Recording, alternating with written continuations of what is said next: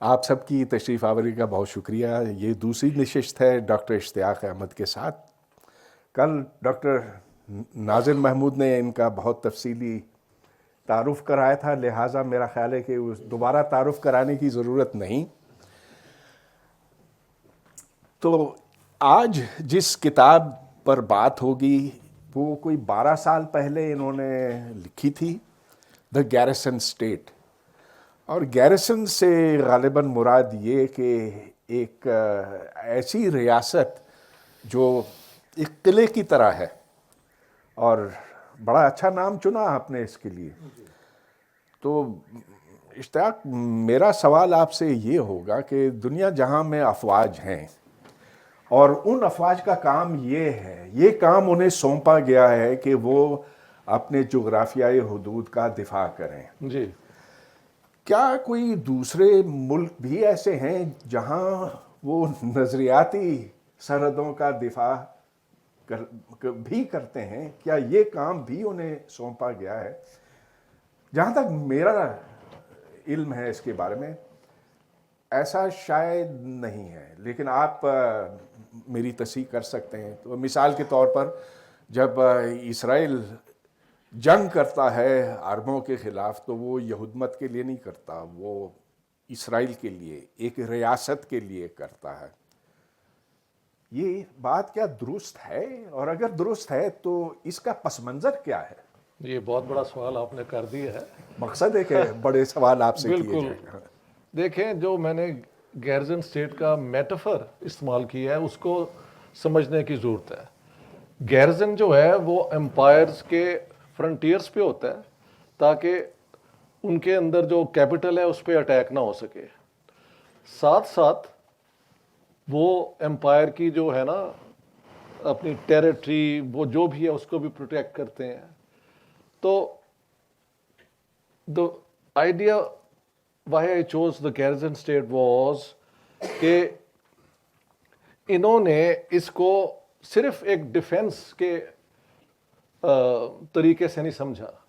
انہوں نے یہ بھی کہا ہے کہ ہم امت اسلامیہ کی وہ جو فرنٹ لائن سٹیٹس ہیں نا، آئیڈیولوجیکل اسلام کے انٹرسٹ میں پاکستان اس کے لیے بھی ایک گیرزن سٹیٹ ہے.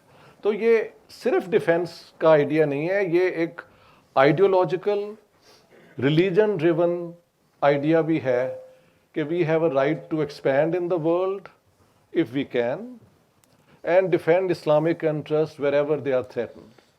تو یہ ایک مثلاً امریکہ کو بھی آپ کہہ سکتے ہیں کہ کولڈ وار کے دوران انہوں نے یہ ملٹری پیکٹ بنائے، یہ کیا، لیکن وہ ایک جو ہے کسی ریلیجن کے اعتبار سے نہیں ہے، وہ چند ویلیوز کے متعلق ہے اور اس میں انہوں نے ایسی سیاست بھی کی. لیکن اس کے ساتھ ساتھ کیپیسٹی اور کیپیبلٹی کی بات بھی تو ہے نا. They were a great industrial power. The Soviet Union was also a great industrial power. تو ان کی کمپٹیشن اس قسم کی ہوئی ہے. پاکستان میں غربت، انڈر ڈیولپمنٹ، ان ساری چیزوں کو ہوتے ہوئے آپ نے یہ اپنے کاندھے پہ لے لیا کہ ہم نے ساری دنیا میں وہ کیا کہتے ہیں ایک اسلامک انقلاب کے لیے ہموار کرنا ہے رستہ اور یہ اور وہ. So this is like assuming a role beyond your means. تو اس پاکستانی اسٹیٹ کا مین پرابلم یہ ہے کہ it's not a normal state جس میں ٹیریٹری، آپ کے پروڈکٹس، آپ کی جو فائنینشیل انٹرسٹ ہے ان کو پروٹیکٹ کرنے کے لیے ساری چیزیں کی جاتی ہیں. یہ ایک آئیڈیولوجیکل انٹرپرائز بھی ہے. So but it lacks the capacity to do it. اتنے سالوں میں پہلے افغان جہاد آپ کے سامنے ہے، واٹ اٹ کاسٹ اس. اس کے بعد کشمیر میں ہم نے اپنے مجاہدین بھیج دیے. ہاں جی. تو at the end of it the capacity to deliver this grand design on the world is simply lacking. So this is the garrison state of its own kind. ہاں، لیکن ایک زمانہ آیا تھا جب ہم نے یہ سوچا تھا کہ شاید ہم میں وہ صلاحیت آ گئی ہے، وہ کیپیسٹی آ گئی ہے. اور میرا مطلب ہے 1998 جب ہم نے اپنے جوہری دھماکے کیے تھے تو اس کے بعد یہ سوچ تھی کہ اب چونکہ ہمارے پاس بم آ گیا ہے تو ہم we are the world's only nuclear power, اور اب ہم ایک اتنی بڑی قوت بن چکے ہیں کہ ہمیں کوئی میلی آنکھ سے دیکھ نہیں سکے گا. نواز شریف یہی کہہ رہے تھے، یاد ہے آپ کو، بہت اچھی طرح سے یاد ہوگا. بے شک. تو وہ بات پھر کہاں گئی؟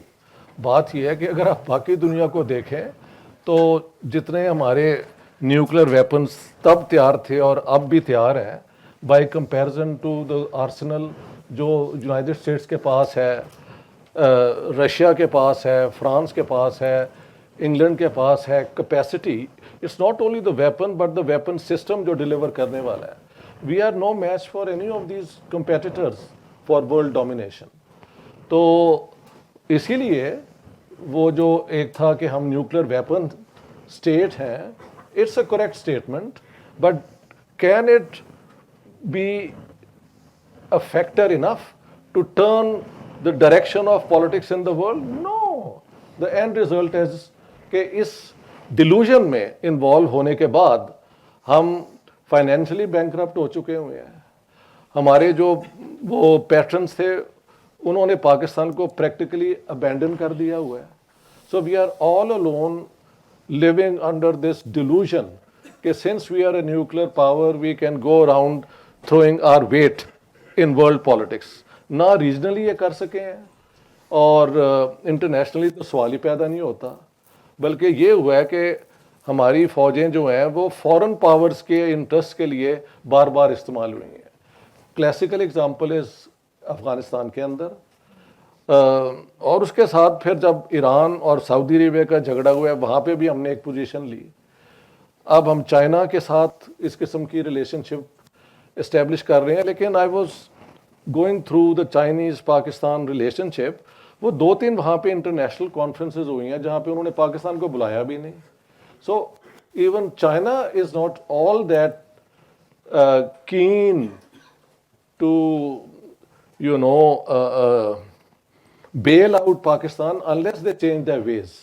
تو پاکستان اس طرح اس ڈیلوژن کا وہ شکار ہو چکا ہے کہ کیونکہ ہم نیوکلیر ویپنز ہیں، مگر تو فیکٹ از کہ باقی دنیا، انڈیا دا مین فکسیشن جو ہے پاکستان کی وہ بھی اتنی آرمڈ ہے، پلس ان کا لینڈ وار میں ہمیشہ ایڈوانٹیج ہے over us, and we are no match for the Americans and then the rest. تو یہ جو نیوکلیر ویپنز انہوں نے ایکوائر کیے اس میں سے ایک اپنی بیونڈ یور مینز ایک کیپیسٹی انہوں نے ازیوم کر لی، اور اس کے بعد 98 میں یہ ہوا تھا. We are into 2013. 28 مئی. Have we been able to change anything in world politics because we are a nuclear power? It's the other way around. So this is. ناظر، میں آپ کی طرف آتا ہوں، آپ بڑی گہری نظر رکھتے ہیں ان معاملات کے اوپر، اور اسی سوال پہ میں لوٹنا چاہتا ہوں کہ پاکستان کی فوج نظریاتی سرحدوں کا دفاع کرنے پر اعلانیہ طور پر تلی ہوئی ہے. آپ دیکھیں تو ریکروٹنگ سینٹرز جہاں ہیں، جہاں بھرتیاں ہوتی ہیں، تو ادھر لکھا ہے جہاد فی سبیل اللہ. تو یہ ایک، کیا آپ کے علم میں کوئی دوسرا ملک ہے جہاں ایسی چیز ہے؟ اور نہیں ہوگی ظاہر ہے، یا شاید آپ میری تصحیح کر سکیں اس معاملے میں. Is there another country where the armed forces are required to defend the ideological borders? دیکھیں، آئیڈیالوجی کو استعمال تو کیا ہے ان تمام ریاستوں نے جہاں جہاں فوج کی بالادستی رہی ہے. اچھا، وہ بے شک اسلام نہ ہو، یعنی جو اسلام کا قلعہ، ہم جو جنرل ضیاء الحق نے جو ٹرم استعمال کی تھی، اسلام کے قلعے کے نام پہ تو قلعہ نہیں بنایا، لیکن دوسری آئیڈیالوجیز کو مثال کے طور پہ انڈونیشیا میں جو قتل عام ہوا تھا 60s میں، تو وہ ایک آئیڈیالوجی کا ہی کے خلاف لڑ رہے تھے نا، کہ یہ کمیونسٹ آ رہے ہیں. اور پاکستان نے اس سے تقریباً 20 سال پہلے، یہ تو جناح صاحب کے دور سے یہ بات شروع ہو گئی تھی، اور اس کا ذکر انہوں نے اپنی کتاب میں، ان کی کتاب کی سب سے اچھی بات یہ کہ انہوں نے آغاز ہی وہاں سے کیا ہے کہ یہ جو ہم کہتے ہیں کہ یہ بعد میں ہوا جنرل ضیاء الحق کے دور سے، یہ کہانی 47 کے ساتھ ہی شروع ہو گئی تھی. اور انہوں نے وہ حوالے دیے ہیں کتاب میں اپنی کہ کس طرح سے میر لائق علی خان کو 47 میں استعمال کیا گیا، حیدرآباد سے بلا کر امریکہ بھیجا گیا، اور اس کے ساتھ ساتھ جو ہے وہ جو اصفہانی تھے، اصفہانی کے ذریعے بھی پیغام بھجوایا گیا امریکہ کو کہ پاکستان جو ہے وہ اس بات کے لیے تیار ہے کہ ہم کمیونسٹ آئیڈیالوجی کے خلاف ایک گو کے گیریزن کا لفظ استعمال نہیں کیا گیا جی. لیکن وہ ایک یعنی at the back of the mind یہی تھا ذہن میں کہ بھئی ایک گیریزن بنے گی جو کہ کس کے خلاف کام کرے گی. تو وہ بالکل تیار تھے اور انہوں نے باقاعدہ یہ اب کلاسیفائڈ ڈاکومنٹ آ چکی ہیں جس میں یہ آفر کیا گیا کہ ہم جو ہے Pakistan is ideally placed against the expansion of communist ideology. جی بالکل. تو انڈونیشیا میں ہوا. اچھا, اور اس طرح سے جو گیریزن بنا دینا فوج کی بالادستی کے ساتھ, اس پہ کافی لکھا بھی گیا. جمال ناصر تھے جو 10 سال وہاں مصر میں ان کا رہا, اور اس کے بعد ایجپٹ, اس کی پوری جو صورتحال رہی ہے ایجپٹ کی, وہ یہی رہی ہے کہ انہوں نے بھی اس کو استعمال کیا. جی, مگر میں کچھ ذرا مختلف بات کر رہا ہوں. دیکھیں 65 کی جنگ میں مثال کے طور پر ہم نے یہ دیکھا تھا کہ بہت سے ایسے غیر مسلم تھے جو فوج میں لڑ رہے تھے. کچھ کو بڑے بڑے تمغے اور ستارے وغیرہ ملے تھے, جیسا کہ سیسل چودھری ہے, مروین مڈل کوٹ ہے, اور لوگ ہیں. لیکن ضیاء الحق کے زمانے سے ہی ہم نے یہ بات سننا شروع کی کہ اب فوج کا یہ کام بھی ہوگا. گویا کہ فرق آیا ہے. تو بات آپ کی اپنی جگہ پہ درست ہے, اور اشتیاق آپ کی بھی, کہ ہم امریکہ کے ساتھ الائن ہوئے تھے. لیکن اس کی اب میں چاہ رہا ہوں کہ آپ تھوڑی سی تاریخ بیان کریں اور اس زمانے سے شروع کریں جب جناح صاحب حیات تھے. جی, بات یہ ہے کہ یہ پاکستان میں مشہور ہے کہ جی پاکستان کے بنانے میں امریکہ نے بہت لیڈنگ رول پلے کیا ہے. یہ اس کے بالکل برعکس ہے حقیقت. جو امریکن انڈرسٹینڈنگ تھی کہ انڈین نیشنل کانگریس کے جو اعلان ہے کہ وہ ایک سیکولر ریاست ہوگی, ڈیموکریٹک ہوگی, وہ امریکن آئیڈیلز کے ساتھ ملتے ہیں. جبکہ جناح صاحب کی ساری سیاست جو ہے ڈیوائسو ہے. I have quoted American sources saying this. تو جب پاکستان بن بھی گیا تو انہیں صرف ایک فارمل وہ کیا کہتے ہیں وہ کانگریچولیشنز بھیجی, بٹ جناح صاحب کی ساری کوشش تھی کہ کسی طریقے سے امریکنز کو کنونس کر لیا جائے کہ کیونکہ ہم مسلمان ہیں اور ایتھیزم, سوویت یونین اور اسلام کا بہت بڑا تضاد ہے, تو ساؤتھ ایشیا میں بھی ہم آپ کی خدمت کریں گے, اور مڈل ایسٹ میں جہاں آپ کے آئل انٹرسٹ ہیں وہ بھی ہماری جو آرم فورسز ہیں وہ وہاں پہ یہ رول پلے کریں گے. یہ سارے ڈاکیومنٹس یہ جناح صاحب کے دور میں ہی ہوا ہے. 1956 میں یہ اپنا اصفہانی صاحب کو بھیجا گیا, شاید لائق علی بھی اسی میں ساتھ تھے, اور سو انہوں نے لابنگ کر کے امریکہ کو 51 میں کنونس کیا جب جواہر لال نہرو نے اعلان کر دیا کہ وہ نان الائنڈ موومنٹ کا حصہ بنیں گے, he will not join any bloc. اور کورین وار شروع ہوئی تھی, تو تب امریکہ نے کہا یار if not India then let's try Pakistan, اور پاکستان کو پھر انہوں نے ملٹری ایڈ دینی شروع کی. 54 میں ہمارا ملٹری الائنس ہوا, 59 میں اس کو مزید بڑھا دیا گیا, ہم سینٹو اور سیٹو دونوں میں ممبر بھی بن گئے. انٹرسٹ بات یہ ہے کہ امریکہ کی جو انڈرسٹینڈنگ تھی ساؤتھ ایشیا کی شروع سے, وہ یہی تھی the major power in South Asia is India not Pakistan. تو انہوں نے یہ ملٹری پیکٹ کرنے کے ساتھ ساتھ ان پیکٹس کے اندر یہ نہیں لکھا گیا, اس کے بعد 1 ڈے لیٹر اسٹیٹ ڈپارٹمنٹ کی یہ اسٹیٹمنٹس ہیں کہ یہ جو آرمز پاکستان کو دیے گئے ہیں it is to defend Pakistan against communism and are not to be used in a war with India, especially in a war launched by Pakistan. تو ایسے ہی ہوا نا جب 65 وار میں ہم نے وہ رن آف کچھ میں کچھ لگا کہ ہمارا ایڈوانٹیج ہے, تو پھر ہم نے وہ مجاہدین بھیج دیے, اور پھر ایک جنگ بھی ہوئی. مجھے یاد ہے آئی واز 18 ایئرز اولڈ, اور ہم اس زمانے میں اپنی چھتوں پہ سویا کرتے تھے when 2 sabres flew over rooftops, اور میری چھوٹی بہن جو ہے وہ چیخیں مار کے اٹھ گئی تھی because this was such a noise nobody could handle. تو اس کے بعد جو جنگ ہوئی اس میں بہت جھوٹ بولا گیا کہ ہم نے یہ کر لیا ہے وہ کر لیا ہے. Later on this is amazing, Pakistan کے جنرل, پاکستان کے بیوروکریٹس جب کتابیں لکھتے ہیں آفٹر دے ریٹائر اس میں بہت سچ بول دیتے ہیں. تو الطاف گوہر نے بتایا کہ یہ ساری جنگ جو ہے کہ جو انفارمیشن ہے it was all manipulated, there were no victories on record. آپ کے جو ہیں وہ ایئر مارشل تھے نور خان اصغر خان دونوں, نہیں اصغر خان کو تو انہوں نے جولائی میں ریٹائر کر دیا تھا. نور خان ان کا ڈان میں ایک آرٹیکل ہے کہ جب مجھے پتہ لگا کہ ہم انڈیا کے ساتھ یہ اس قسم کا کر رہے ہیں اور جنگ شروع ہو گئی ہے تو آئی وانٹڈ ٹو ریزائن, کیونکہ انہوں نے ہمیں بتایا ہی نہیں کہ ہم اس قسم کے آپریشن میں انوالوڈ ہیں کشمیر والے میں. اس سے مجھے یاد آ رہا ہے کہ ایئر مارشل اصغر خان صاحب سے میں ملا تھا ان کے گھر ہی پہ, ادھر اسلام آباد میں رہتے تھے اسٹریٹ 1 پہ F63 میں. تو میں نے ان کو انٹرویو کیا آن کیمرہ اور 65 کی جنگ کے حوالے سے میں نے ان سے پوچھا. تو میں نے کہا کہ کیا آپ کو یہ خبر تھی کہ اب ہم جنگ کے نزدیک پہنچے؟ کہہ رہے تھے کہ میں ایوب خان سے اس سے صرف 6 دن پہلے ملا تھا اور میں نے ایوب سے کہا کہ صدر صاحب لگتا ہے کہ آپ جنگ کی تیاری کر رہے ہیں. تو ایوب نے کہا کہ نہیں ایسی کوئی بات نہیں ہے.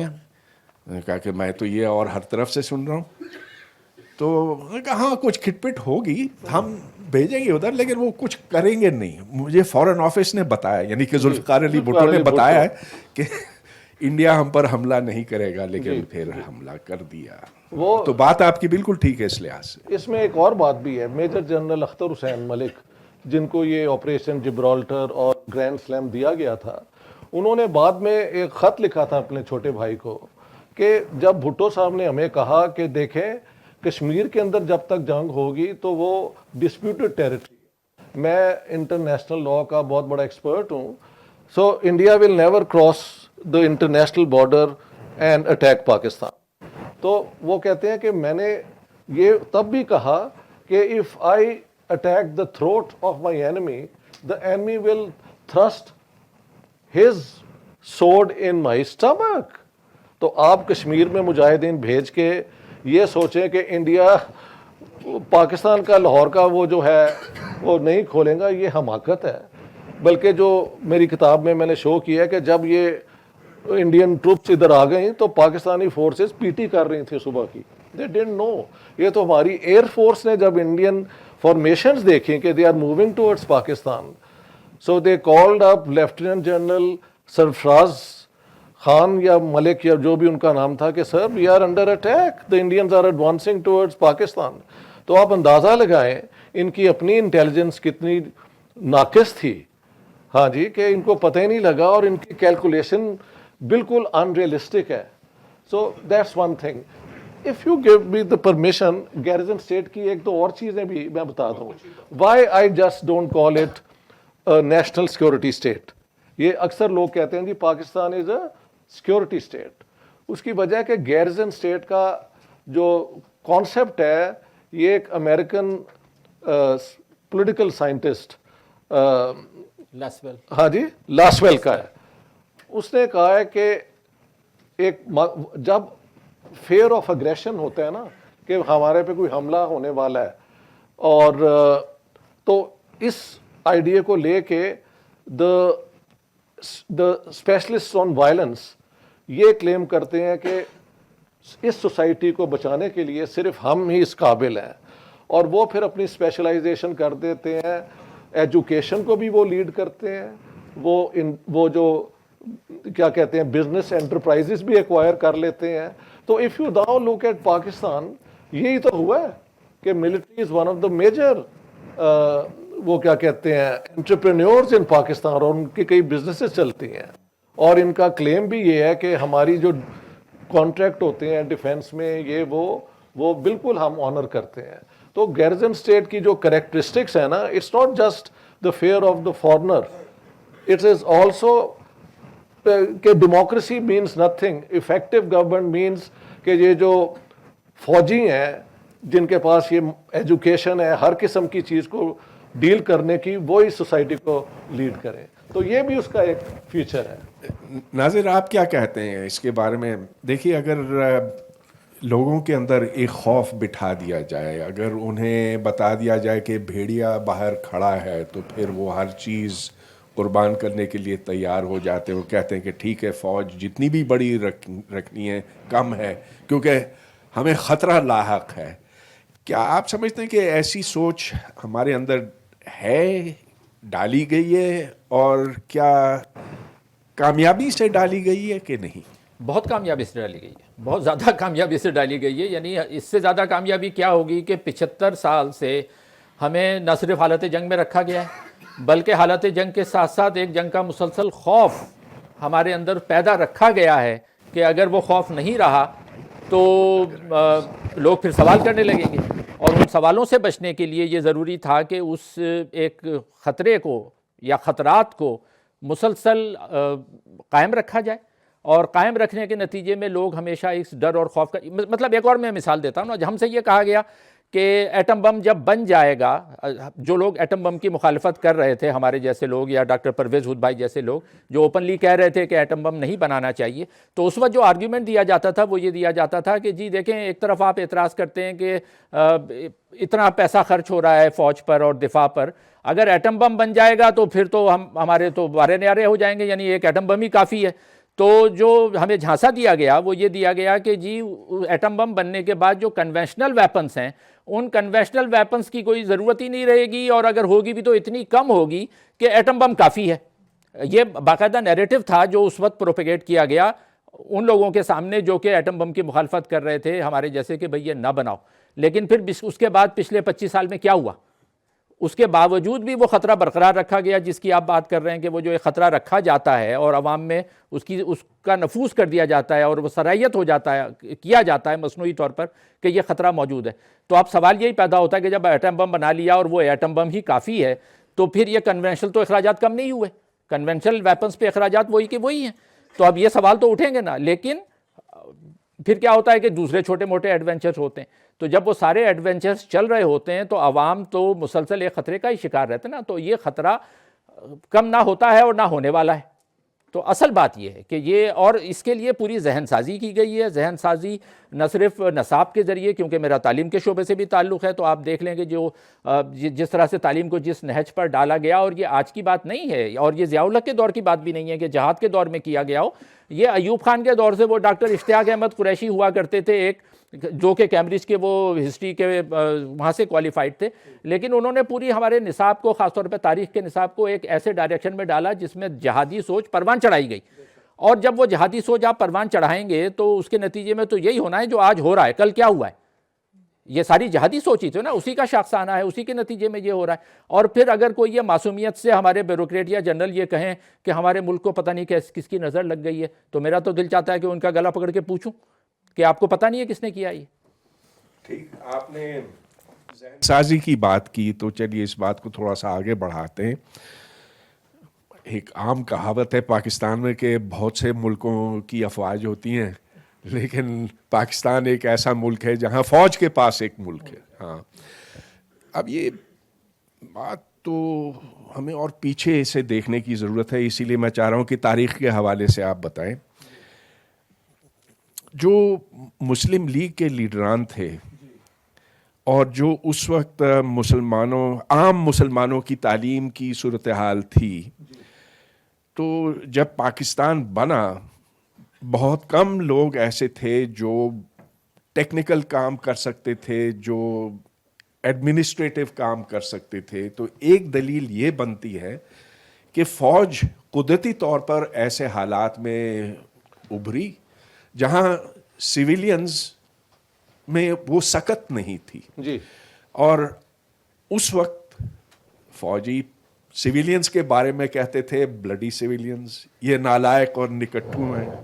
جی, تو آپ نے جو مطالعہ کیا ہے جی, اس سوال پر بھی غور کیا ہوگا. جی بالکل, میں نے وہ لٹریچر جو ہے ریفر کیا ہے, دا مین آن ہارس بیک, جو ایک مشہور کلاسک کتاب ہے آرمی کے رول پہ, فائنر کی, اور سیموئل پی ہنٹنگٹن کا.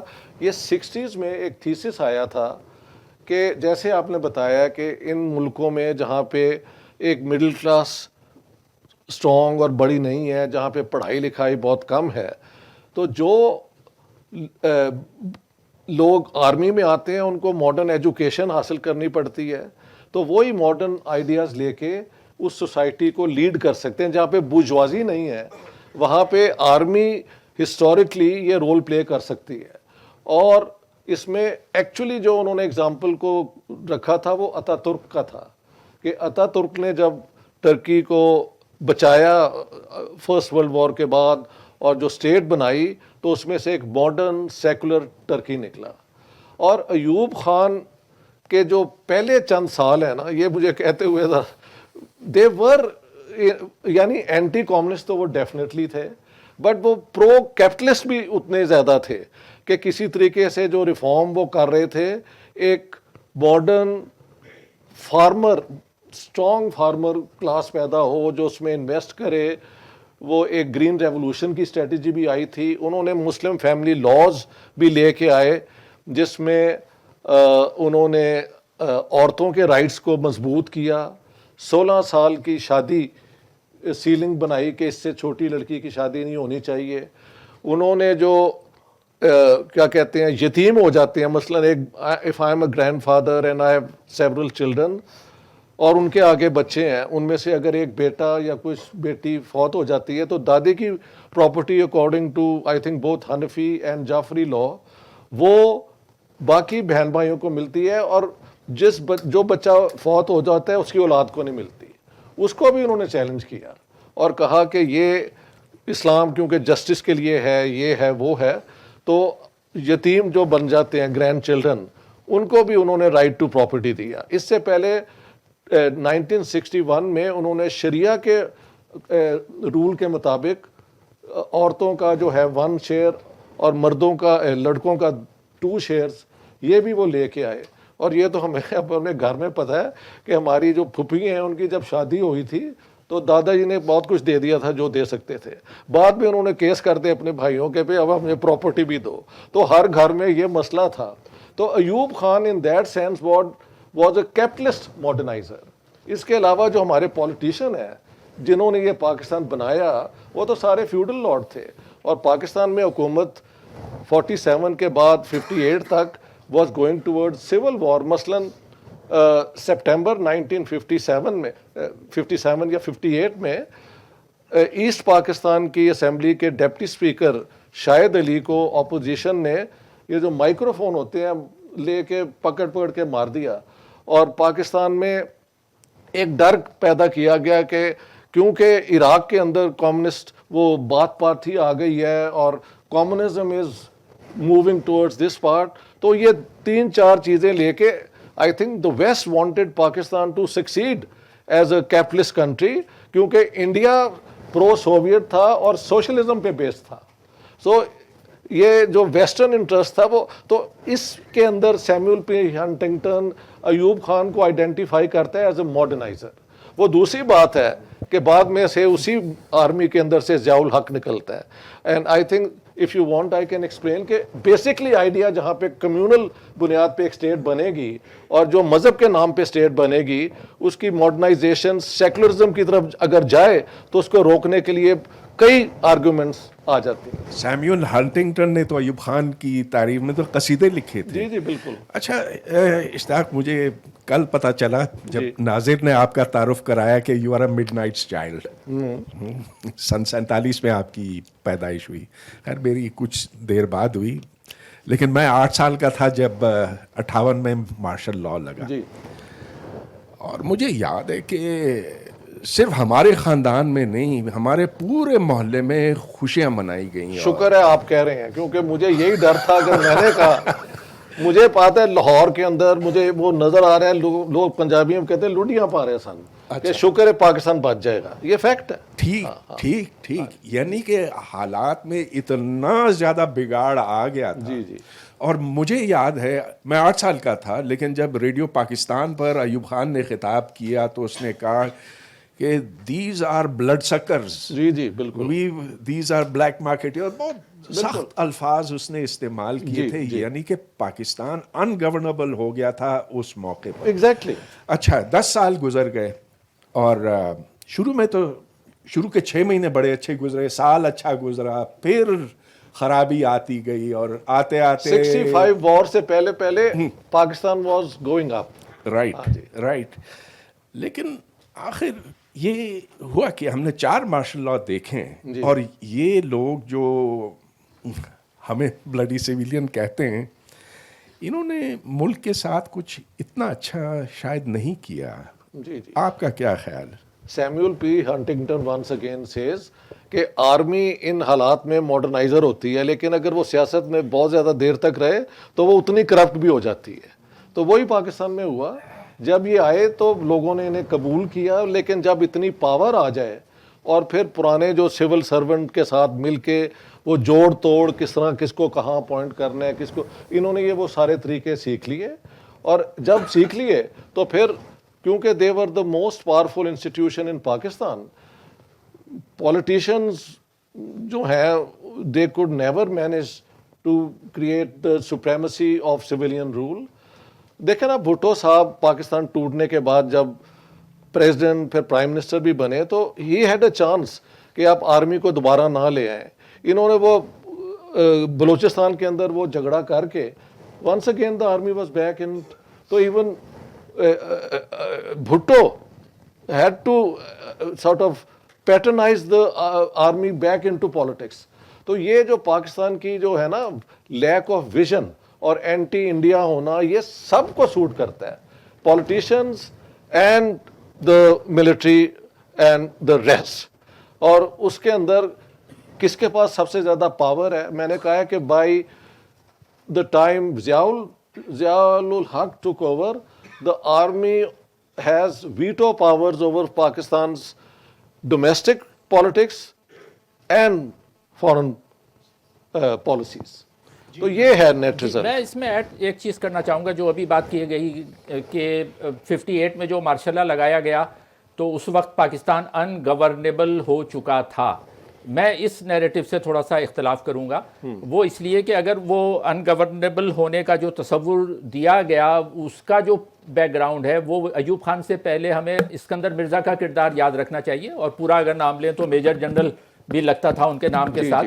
تو میں پاکستان کی گیریزن اسٹیٹ کی بنیاد جو ہے وہ 58 سے نہیں بلکہ 55 سے دیکھتا ہوں, جبکہ میجر جنرل اسکندر مرزا کی اسینڈنسی ہوئی. اور وہ جو 55 سے 58 تک کا پیریڈ ہے وہ بڑا اہم ہے, کیونکہ اسی میں اسکندر مرزا نے پوری کوشش کی کہ پاکستان ان گورنیبل ہو جائے. بے شک. تو جو ان گورنیبل ہو رہا تھا وہ سیاستدانوں کی وجہ سے نہیں ہو رہا تھا, کیونکہ اس وقت 2 بڑی پارٹی تھیں اور دونوں سیکولر تھیں. مسلم لیگ راؤٹ ہو چکی تھی, عوامی لیگ تھی وہ ریلیٹیولی سیکولر پارٹی تھی, اور نیشنل عوامی پارٹی تھی جو 57 میں بن چکی تھی. اور اگر انتخابات ہو جاتے تو یہی دونوں پارٹیز جو ہیں وہ انتخابات میں جیت کر آنی تھی. تو اس لیے پاکستان کو مصنوعی طور پر ان گورنیبل بنایا گیا اسکندر مرزا کے ذریعے, اور یہ تاثر دیا گیا کہ یہ سیاستدان نااہل ہیں, اور جس کا آپ نے مثال دی. تو پہلی بات تو یہ میں کلیریفائی کرنا چاہتا ہوں کہ میرے خیال میں پاکستان ان گورنیبل نہیں تھا. اگر الیکشن کر دیتے آ جاتی, لیکن وہ ظاہر ہے بین الاقوامی طاقتوں کے مفاد میں نہیں جاتا تھا کہ نیشنل عوامی پارٹی جیسی ایک سیکولر اور لیفٹ کی پارٹی اقتدار میں آئے یا بڑی پارٹی بن کے سامنے آئے. اینی وے ٹیک اوور کر لیا 58 میں, اور جیسے آپ نے کہا کہ 58 سے 65 تک پاکستان نسبتاً بہتر جا رہا تھا. اس کی جو بھی وجوہ ہو, امریکہ کی امداد ہے, جو کچھ بھی ہے, لیکن یہ خرابہ جو شروع ہوا وہ خرابہ مطلب ایڈونچرزم. اگر 58 میں الیکشن جو ہوئے تھے, سوری 58 کہہ رہا ہوں, 65 میں جو الیکشن ہوئے تھے اس میں اگر بڑے پیمانے پر دھاندلی ایوب خان نہ کرتا اور اس کی جو پاپولیرٹی اتنی تیزی سے نیچے جا رہی تھی, تو یہ ایک میرا یہ خیال ہے کہ جو جنگ کی گئی اس جنگ کی ایک وجہ یہ تھی کہ وہ گرتی ہوئی پاپولیرٹی کو سہارا دینا تھا ایوب خان کی. Ayub Khan was highly unpopular after rigging those elections. جی آپ بتائیے. جی بلکہ ایک example just to support your thesis, 1954 میں ایسٹ پاکستان کے پروونشل الیکشن میں ایک جگتو فرنٹ بنا تھا جو مسلم لیگ کے اپوزیشن میں تھا, اور جتنی بھی اس میں سیٹیں تھیں وہ سب جیت گئے تھے سوائے آئی تھنک 10 جو مسلم لیگ کو ملی تھی. ان کی ایک حکومت بھی بن گئی تھی. انہوں نے کوئی 3-4 مہینے, یہ اسکندر مرزا نے اس کو ڈسمس کر دیا کہ یہ جو ہیں یہ اینٹی پاکستان ہے اور یہ کمیونسٹ ایجنٹس ہیں. تو ایک الیکٹڈ گورنمنٹ جو کامیابی سے پاپولر ووٹ کے ساتھ آئی تھی, یعنی ایسٹ پاکستان کا بریک اپ تو 71 میں ہوا ہے نا ہمارے سے, لیکن یہ ایک پہلے بالکل اسی قسم کی چیز ریپیٹ ہو چکی تھی. تو کوئی نہ کوئی پاکستان میں یہ popular will, popular opinion, supremacy of civilian جو ہے اس میں یقین نہیں کرتا. اس میں آئی ڈیفینیٹلی اگری کہ یہ جنرلز کو لے کے کون آئے ہیں, یہ غلام محمد اور یہ سارے, یہ ٹولہ تھا نا, کیونکہ اپنا لیاقت علی خان کے اسیسینیشن کے بعد کوئی نیشنل لیول کا لیڈر نہیں تھا. Quaid Azam was gone, Liaquat Ali Khan was dead. تو اب اس کے اندر یہ کیا کرتے, تو غلام محمد, by the way Ghulam Muhammad was chosen by the British Queen as the Governor General. اس کے اندر کئی لنکس ہیں کہ پاکستان کی سیاست میں کون کون انوالو تھا. So why did they appoint Ghulam Muhammad? This is so we can start not from جو آپ کہہ رہے ہیں 55, it can go to 51.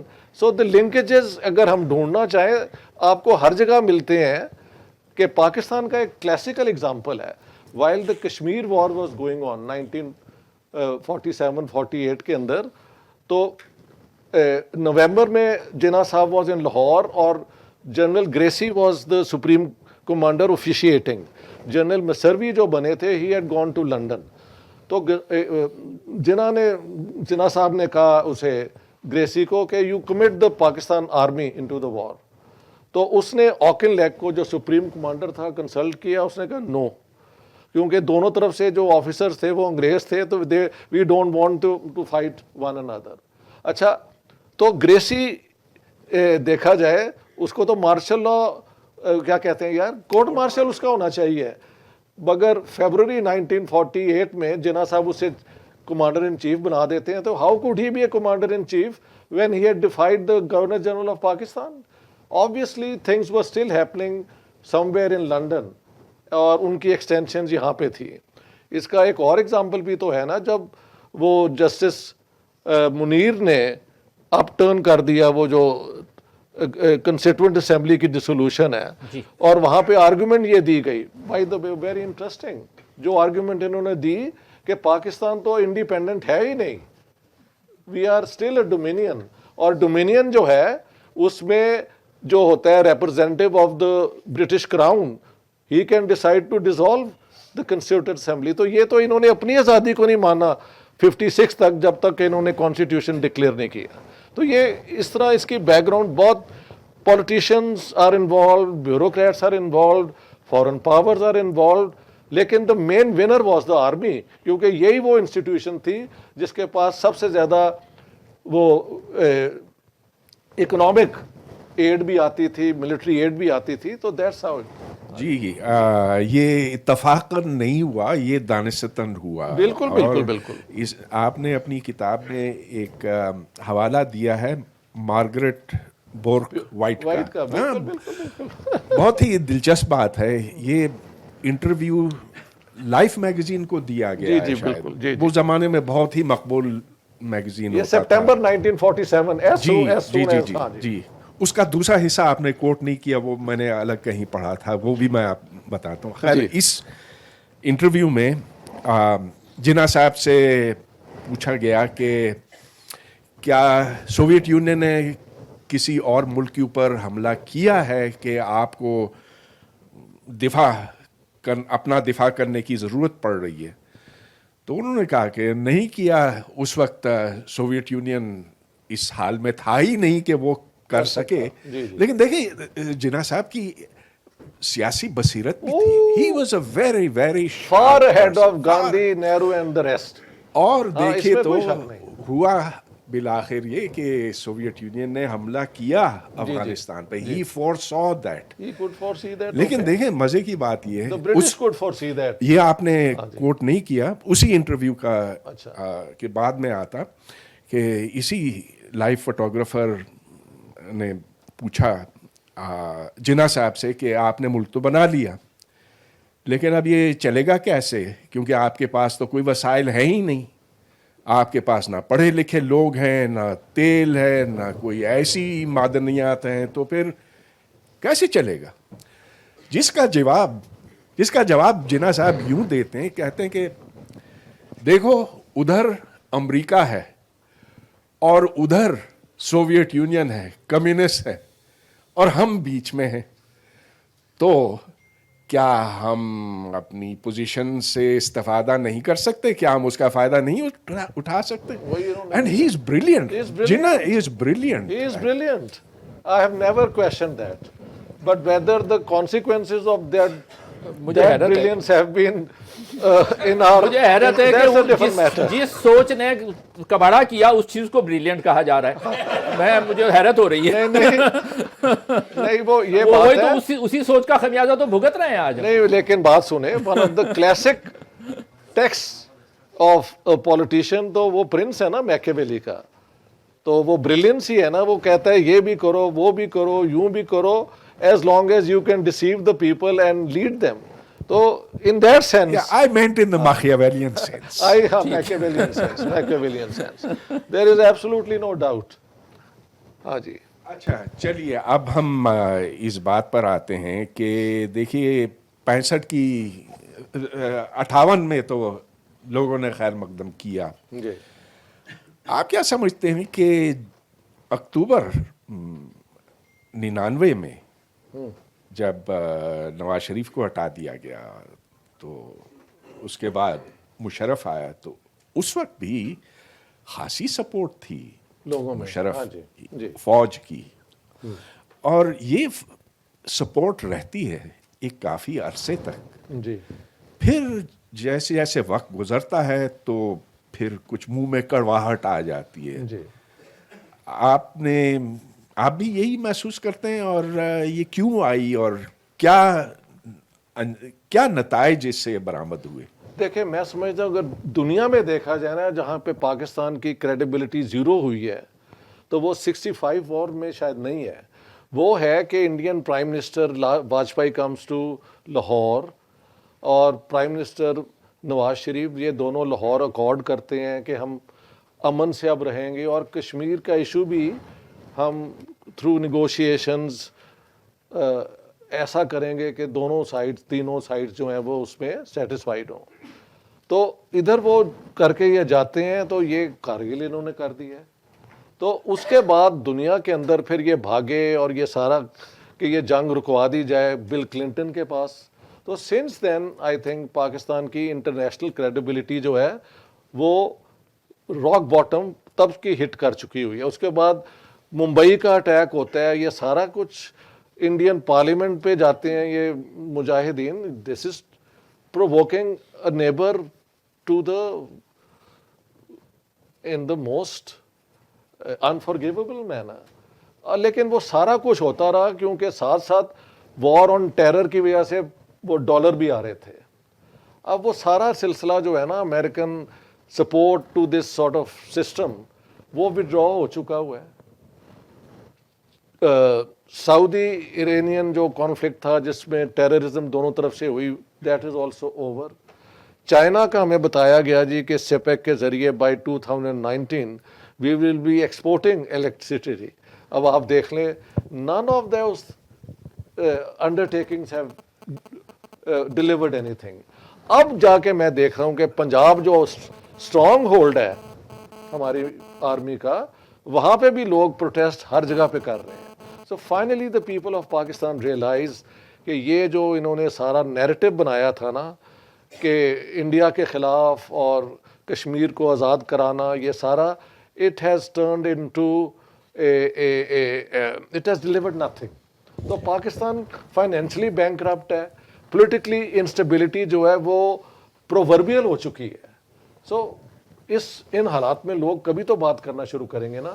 So now the situation is different. ناظر یہ ماضی کی باتیں ہوئی ہیں, ایک چیز میں ایڈ کرنا چاہوں گا وہ کارگل کے حوالے سے نا, کہ انہوں نے کہا کہ واجپئی آئے تھے اور اس وقت لگ رہا تھا کہ کچھ چیزیں بہتری کی طرف جائیں گی, لیکن پھر کارگل کا واقعہ ہو گیا, اس نے سارا ڈی ریل کر دیا. یہ پہلا واقعہ نہیں تھا, اس سے ٹھیک 10 سال پہلے 89 میں جب بے نظیر کی نئی گورنمنٹ آئی تھی, دسمبر 88 میں بے نظیر وزیر اعظم بنی ہے پاکستان کی, اور 89 کے شروع میں ہی سارک کانفرنس ہونی تھی اور ہوئی.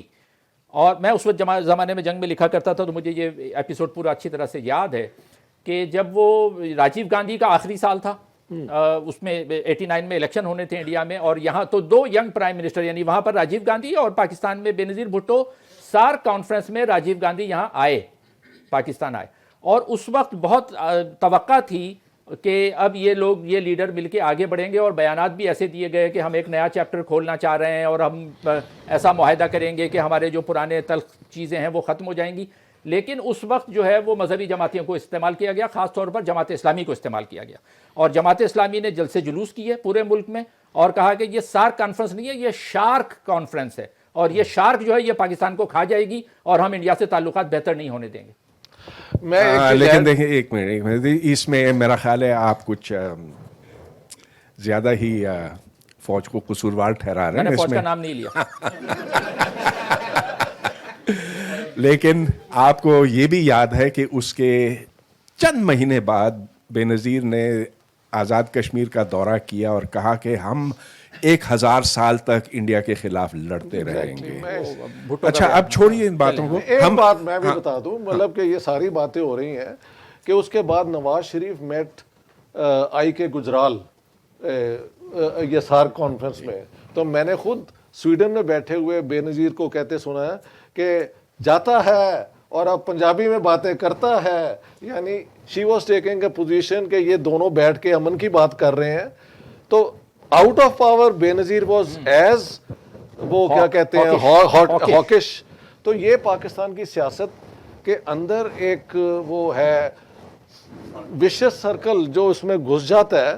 ہی can't get out of it. Bilawal بھی یہی کر رہے ہیں. بلاول یہ دیکھو کہ دا بچر آف وہ کیا کہتے ہیں گجرال، یار you are over man diplomat, your words must count. جبکہ آپ کے پرائم منسٹر کا بڑا بھائی جو ہے اس کے گھر نریندر مودی ایک شادی پہ آ چکا ہے اور جفیاں ساری ڈالی ہیں. Does your prime minister agree with you? Fortunately ابھی نریندر مودی کی مدر کی ڈیتھ ہوئی ہے، تو Shehbaz Sharif had the civility at least to condolences بھیجی اور کہا کہ جب کسی کی والدہ مر جاتی ہے تو یہ سب سے بڑا لاس ہے. تو پتہ لگتا ہے کہ اس حکومت کے اندر بھی کوئی یونٹی نہیں ہے. فارن منسٹر ایک بات کر رہا ہے، پرائم منسٹر ایک اور بات کر رہا ہے. So how do you explain the riddle of Pakistan? Garrison state only points out all what has happened, but وہ پنجابی میں کہتے ہیں میرے کو کوئی گدڑ سنگھی نہیں ہے گی کہ میں آپ کو بتا دوں کہ یہ کیا ہے. یہ اس کے نیچر میں یوں ہے. اسی بات کو میں آگے بڑھانا چاہ رہا ہوں. ٹھیک ہے ماضی کی باتیں ہم کسی حد تک سمجھ چکے ہیں، لیکن اب مجھے آگے کی طرف دیکھنا ہے، مستقبل کی طرف. تو اب ہم نے دیکھا کہ حال میں ایک تجربہ کیا گیا تھا ہائیبرڈ حکومت کا، جو کہ اتنا کامیاب نہیں رہا. اب ناظرین میرا سوال آپ سے یہ ہوگا کہ کیا اس ناکامی کے سبب فوج کی گرفت کمزور ہوئی ہے، یا ویسے ہی ہے، یا یہ وقتی ہے اور پھر بڑھ جائے گی؟ آپ کی کیا پیشن گوئی ہے اس لحاظ سے؟ بھئی دیکھیں، if the past is any guide، تو ہماری تاریخ تو یہ بتاتی ہے کہ ہم غلطیوں سے سیکھتے نہیں ہیں. تو اور یہ ایسا بار بار ہوا ہے.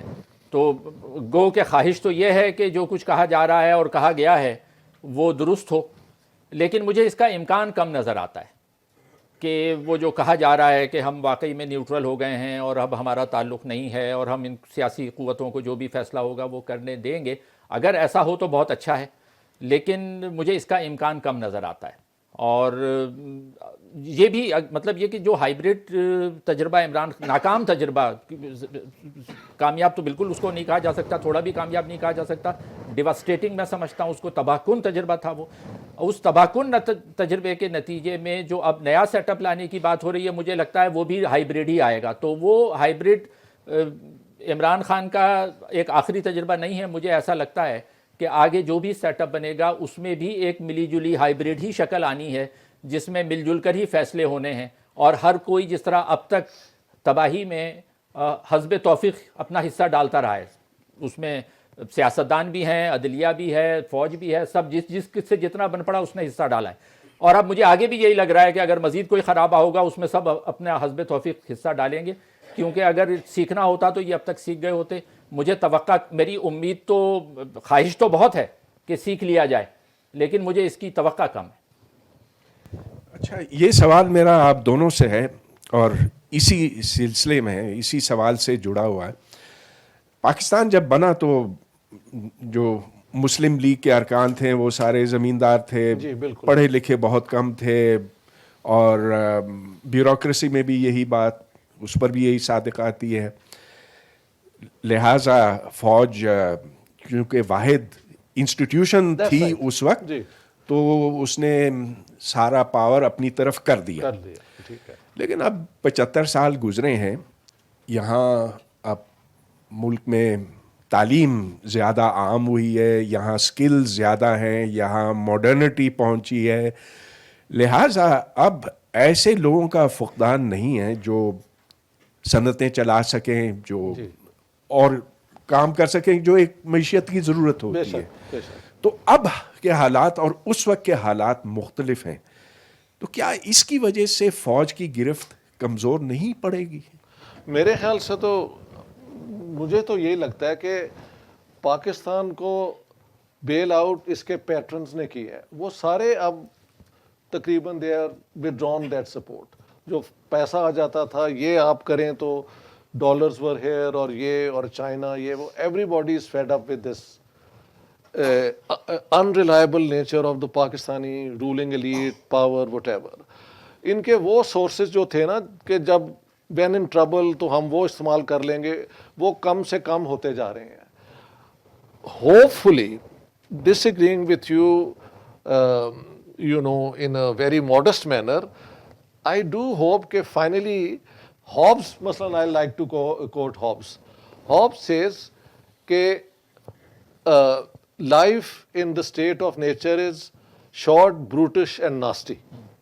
ٹھیک ہے, but that's what we remember about Hobbes.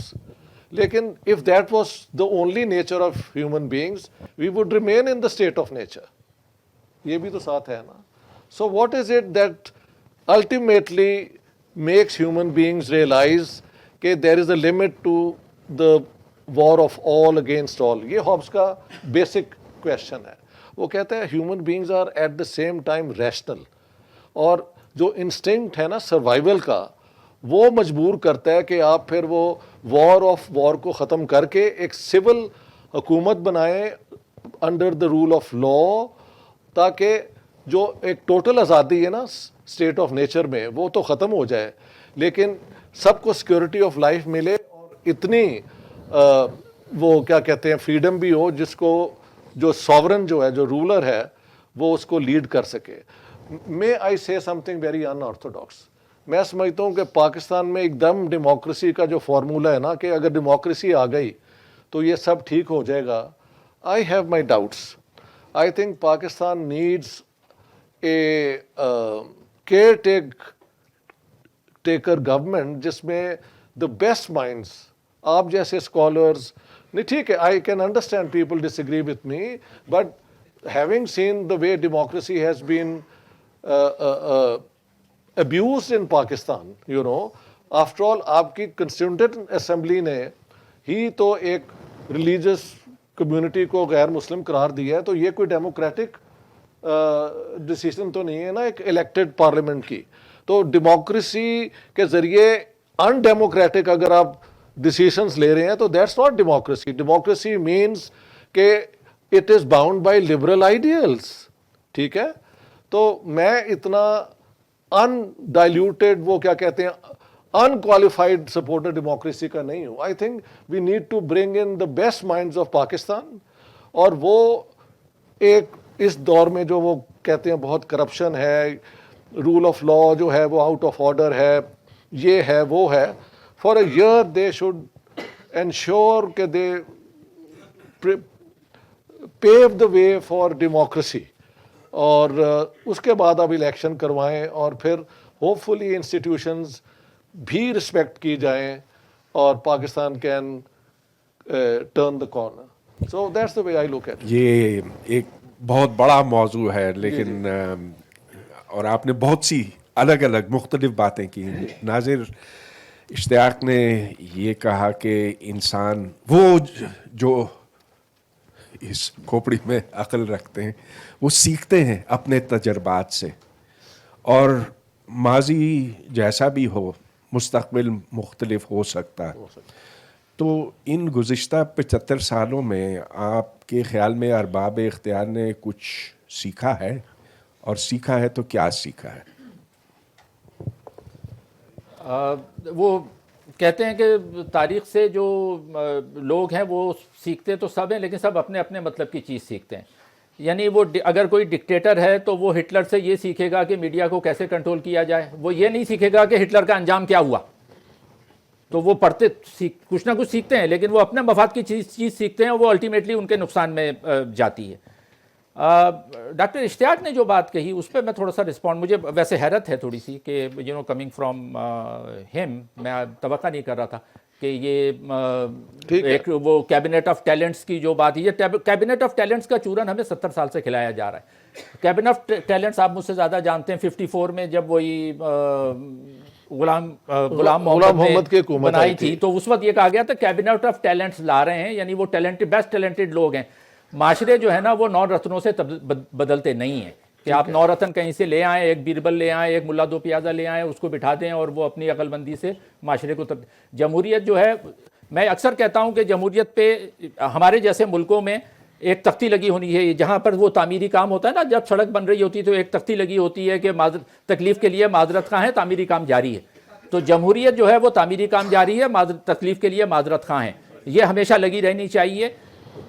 جو جمہوریتیں امریکہ برطانیہ میں بھی پنپی ہیں، امریکہ کی جمہوریت کیا تھی ہمیں یاد نہیں ہے، 19ویں صدی میں کیا رابر بیرن، سارے کیپٹل جو تھے وہ رابر بیرنز تھے. برطانیہ میں جو ہے وہ سیٹیں خریدی جاتی تھی، ابھی 150 سال پہلے کی بات ہے، آپ مجھ سے زیادہ جانتے ہوں گے.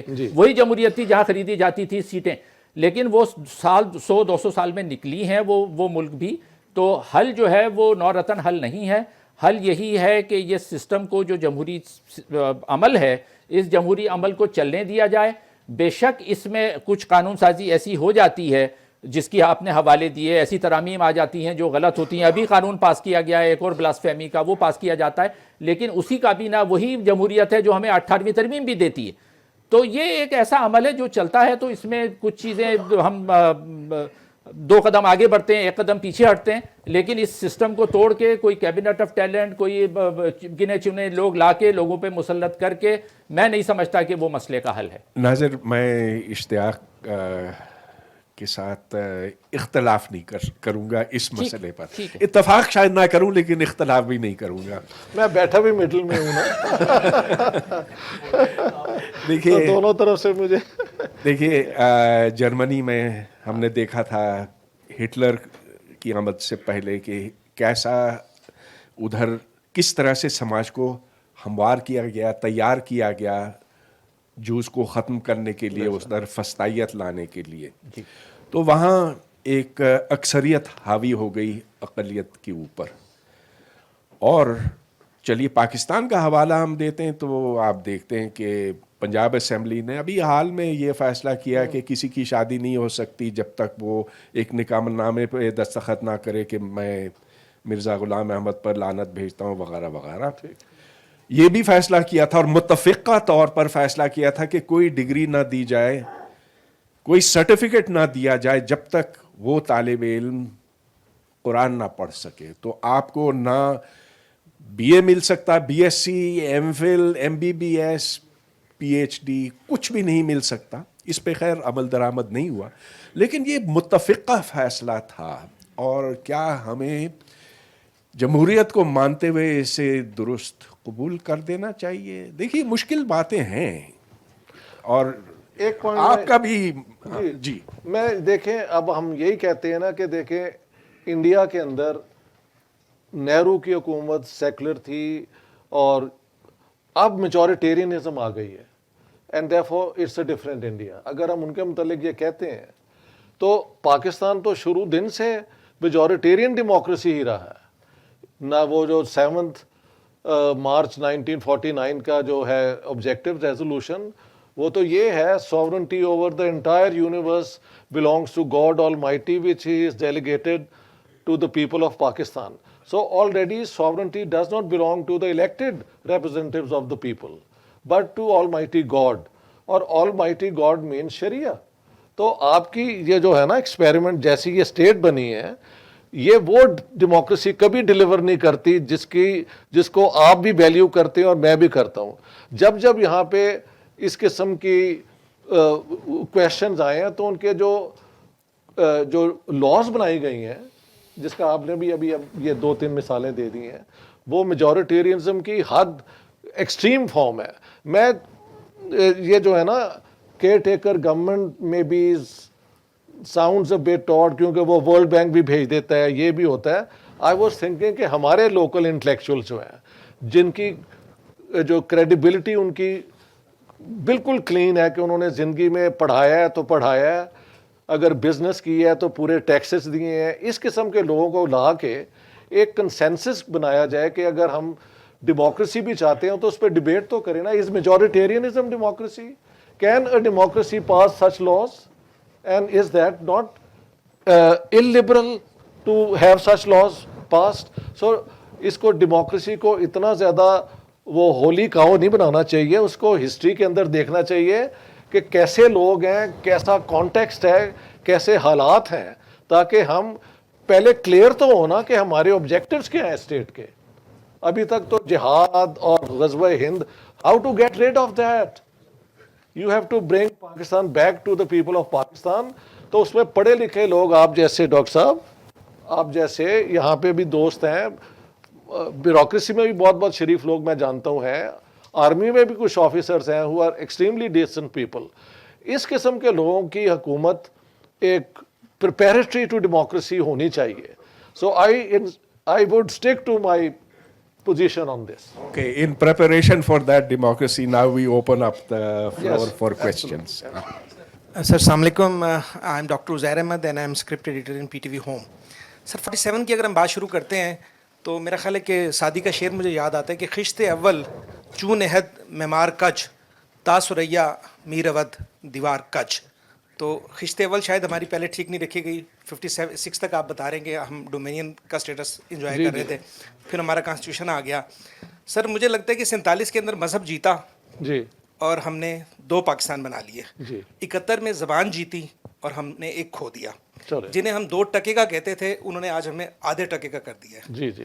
تو اب یہ بتائیے کہ کیسے ممکن ہے حالات کی گتھی سلجھے؟ اہل دانش نے بہت سوچ کے الجھائی ہے. کچھ باتیں آپ کہہ چکے ہیں, لیکن یہ جو نازک موڑ ہے یہ 75 سال سے ختم کیوں نہیں ہو رہا؟ بات یہ ہے کہ جس بنیاد پہ پاکستان بنا تھا وہ ہی فلاڈ تھی. فلسفے میں ایک اصول ہے, اف دا پریمس ازمپشن جو ہے وہ فلاڈ ہے تو اس پہ جو بھی آپ آرگیومنٹ بلڈ کریں گے وہ بھی فلاڈ ہوگی. تو 2 نیشن تھیوری کی بنیاد پہ آپ نے مذہبی ایک آئیڈیا کے طور پہ اسٹیٹ بنائی. اس کے بعد پتہ لگا کہ یہ مسلمانوں کی اسٹیٹ ہے, نان مسلمس کی نہیں ہے, but they will be treated well. ٹھیک ہے, یہ تھا نا. The next question was who is a Muslim, اور یہ کویشچن تو رسول اللہ کی وفات کے ساتھ ہی شروع ہو جاتا ہے نا. ہو will succeed him, who will do this, who has what right.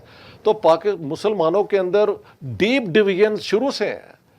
یہ آپ کو میں ایک ایگزامپل دے دیتا ہوں. یہ خادم حسین رضوی ایک یہ کہیں تقریر کر رہے تھے تو وہاں پہ اذان ہو گئی, تو لوگوں نے کہا جی اذان ہو رہی ہے, ذرا آپ چپ کریں. انہوں نے کہا چھڈو اے بھابیاں دی اذان ہے, اور 1-2 گالیاں دے دی. اب آپ how do you expect these people ever to have a consensus even on Islam? So اس بلڈنگ کی بیسک لاجک جو ہے نا اس کو آپ ختم کریں. آپ اس پہ آئیں کہ Pakistan is now a fact for the last 75 years. There are 220 million people who live here. اور دنیا میں باقی آپ ایگزامپل کوٹ کر سکتے ہیں کہ جہاں جہاں ترقی ہوئی ہے وہاں پہ نیبرز کے ساتھ کوآپریشن, ٹریڈ, آنا جانا, نارمل بیہیویئر, عورتوں کو امپاور کرنا. بنگلہ دیش کی سکسیس سٹوری کیا ہے؟ بیفور 71 اسے کہا جاتا تھا دا بیگنگ بول آف پاکستان یا کچھ. ویسٹ پاکستان پھر بھی پریولیج تھا. اور انہوں نے کیا کیا کہ ڈاکٹر یونس جن کو نوبیل پرائز ملا, انہوں نے عورتوں کو یعنی فیمیلز کو چھوٹے چھوٹے لونز دینے شروع کر دیے کہ آپ اپنی بزنس شروع کر دیں, کوئی چھوٹی دکان یہ وہ. تو اس سے ساتھ 2 انکمز آنی شروع ہو گئیں. جب 2 انکمز آنی شروع ہو گئیں تو بوتھ ریئلائز کہ اگر every year there would be a baby تو she will be out of work. تو وہاں پہ پاپولیشن گروتھ جو ہو رہی تھی وہ رکتی گئی. عورتوں کو انہوں نے اور بھی چیزوں میں کیا. اب دا لوئسٹ پاپولیشن گروتھ جو ہے وہ بنگلہ دیش کا ہے. انہوں نے انڈیا کے ساتھ کانفرنٹیشن کے بجائے اپنے مسائل جو ہیں وہ حل کر لیے ہیں. So they don't need to spend so much on defence. وہاں سے ان کے بہت ریسورسز ان کے پاس آ جاتے ہیں. اور پھر انہوں نے جو ٹیکسٹائل انڈسٹری ہماری تھی, I think Bengal still does not grow cotton but they are doing textile products. ہماری کاٹن پروڈکشن تھی اور وہ ٹھپ ہو گئی ہے. تو ان ساری چیزوں کو امن اور ہندوستان کے ساتھ دوستی کے بغیر there is no scope for Pakistan to progress. Let me put it very categorically. Sir میرا نام کاشف علی ہے. سر آپ نے کہا کہ اس ملک کی بنیاد ہی غلط نظریے پر رکھی گئی تھی. سر لیکن اس بات کو تو 76 سال ہو چکے ہیں. ملک میں کئی دفعہ ماشاء اللہ لگا ہے, لیکن 88 میں جب یار سوال کریں پھر, یہی بات ہے نا, سر کامنٹ نہ کریں. مختصر ہی کروں گا. جی. لیکن اب پچھلے میرے کہنے کا مطلب یہ تھا کہ 90s میں تقریباً ہر 2 سال بعد گورنمنٹ ٹاپل ہو جاتی تھی. ٹھیک. لیکن اب تقریباً پچھلے 10-12 سال سے ہم دیکھ رہے ہیں کہ جو سویلین ٹینیورز ہیں وہ پورے ہو رہے ہیں. 18th امینڈمنٹ بھی آئی, اور اس کے علاوہ آپ دیکھ لیں کہ کوئی ٹائم تک پاکستان میں آپ کوئی انلائٹمنٹ کی بات نہیں کر سکتے. Thanks to team black hole آج ہم یہ باتیں بھی ڈسکس کرنے کے قابل ہوئے ہیں. تو ہم ایک سٹیپ آگے ہی بڑھ رہے ہیں نا. چلیے اچھی بات. تو سر 76 سال پہلے کے ایکسکیوز کے پیچھے ہم آج کا نیریٹیو کیوں وہاں پہ جوڑ رہے ہیں؟ بات یہ ہے کہ آپ نے اگر ایک بلڈنگ بنائی تھی جو ذرا فلاڈ تھی, اس کو کریکٹ تو آپ کر سکتے ہیں نا. تو آپ وہ پریمس ختم کر دیں. آپ کہیں کہ جو بھی پاکستانی اس ملک کا ہے وہ ایکول رائٹس رکھتا ہے. آپ یہ ڈسکرمنیٹری لاز اپنی ختم کر دیں تو پاکستان کے بارے نہیں آ رہے ہیں, اور ٹریڈ کریں, اور زیرو انویسٹمنٹ 100% پروفٹ جو یہ لیوی آپ لگائیں گڈس کے آنے جانے پہ, پاکستان کی تو سورسز آف انکم ایک دم بڑھیں گے.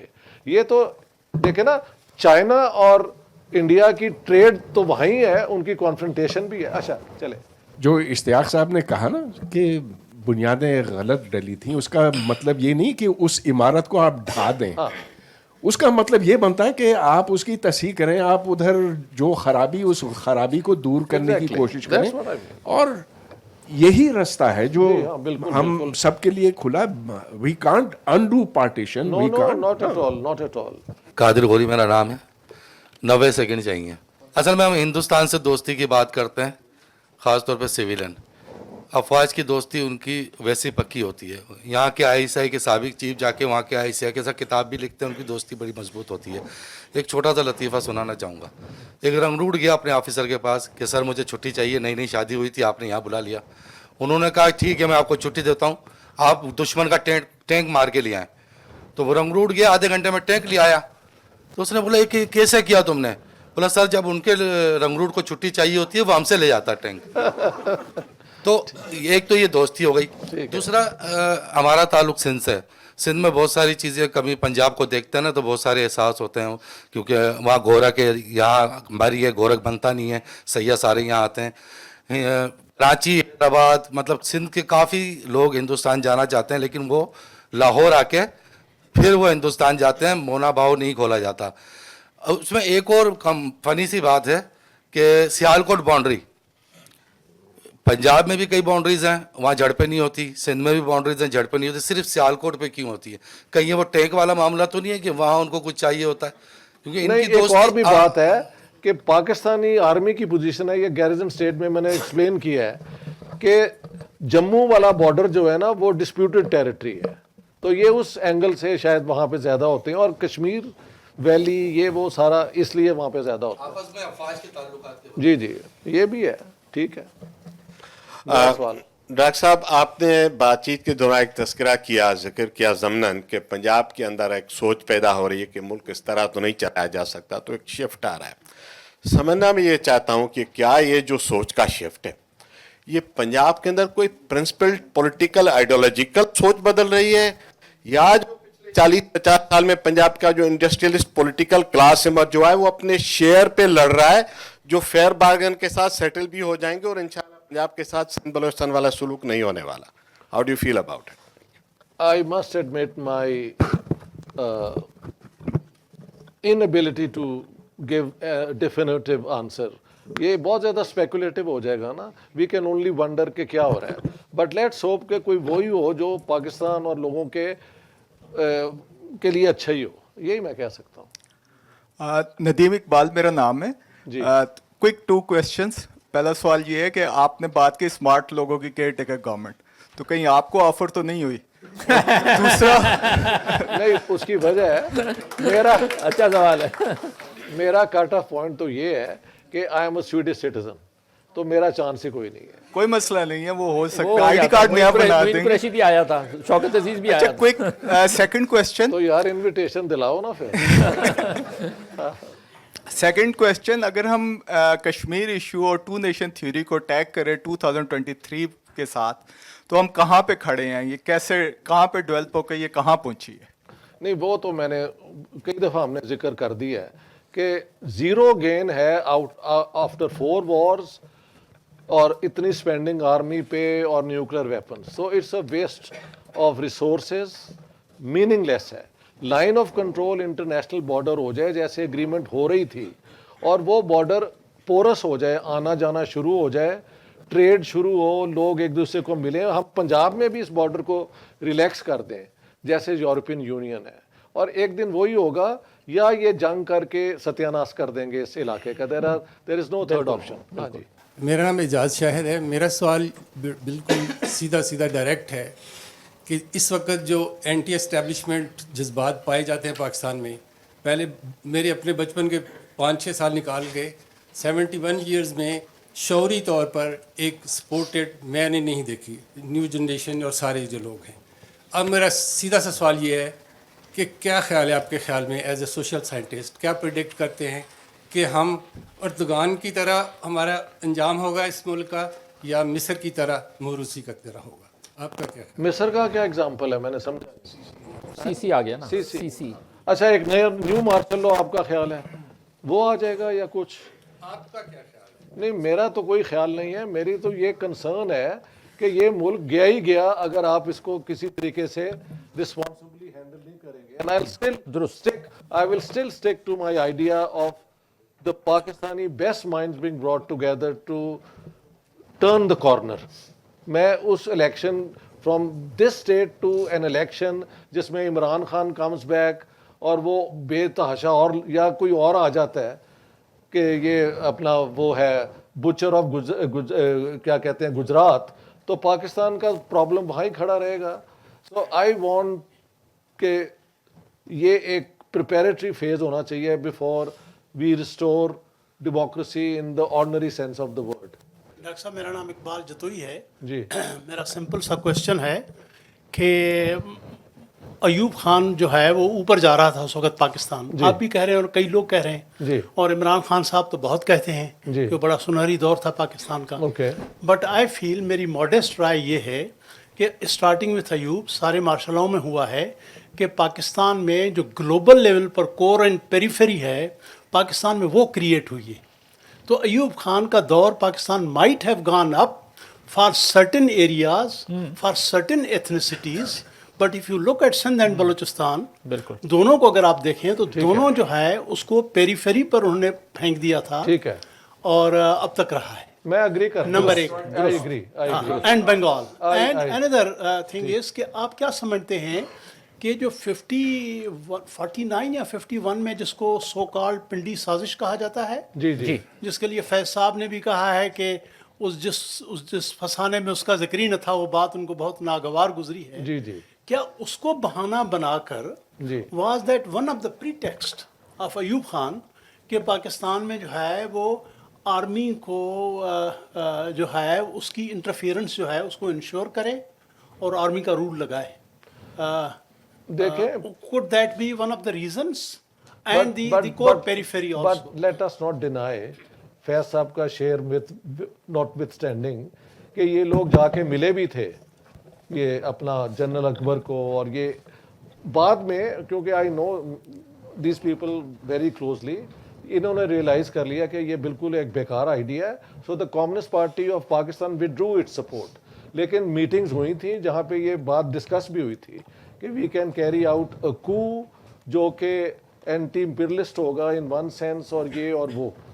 تو بہانہ تو انہوں نے یہی بنایا نا کہ دیر از اے کامسٹ تھریٹ ان پاکستان, اور کمیونسٹ پارٹی آف پاکستان پہ پہلے دن سے جو جبر ہوا ہے وہ انڈیا میں تو نہیں ہوا, وہاں پہ تو الیکٹڈ گورنمنٹس ان کی آئی ہیں.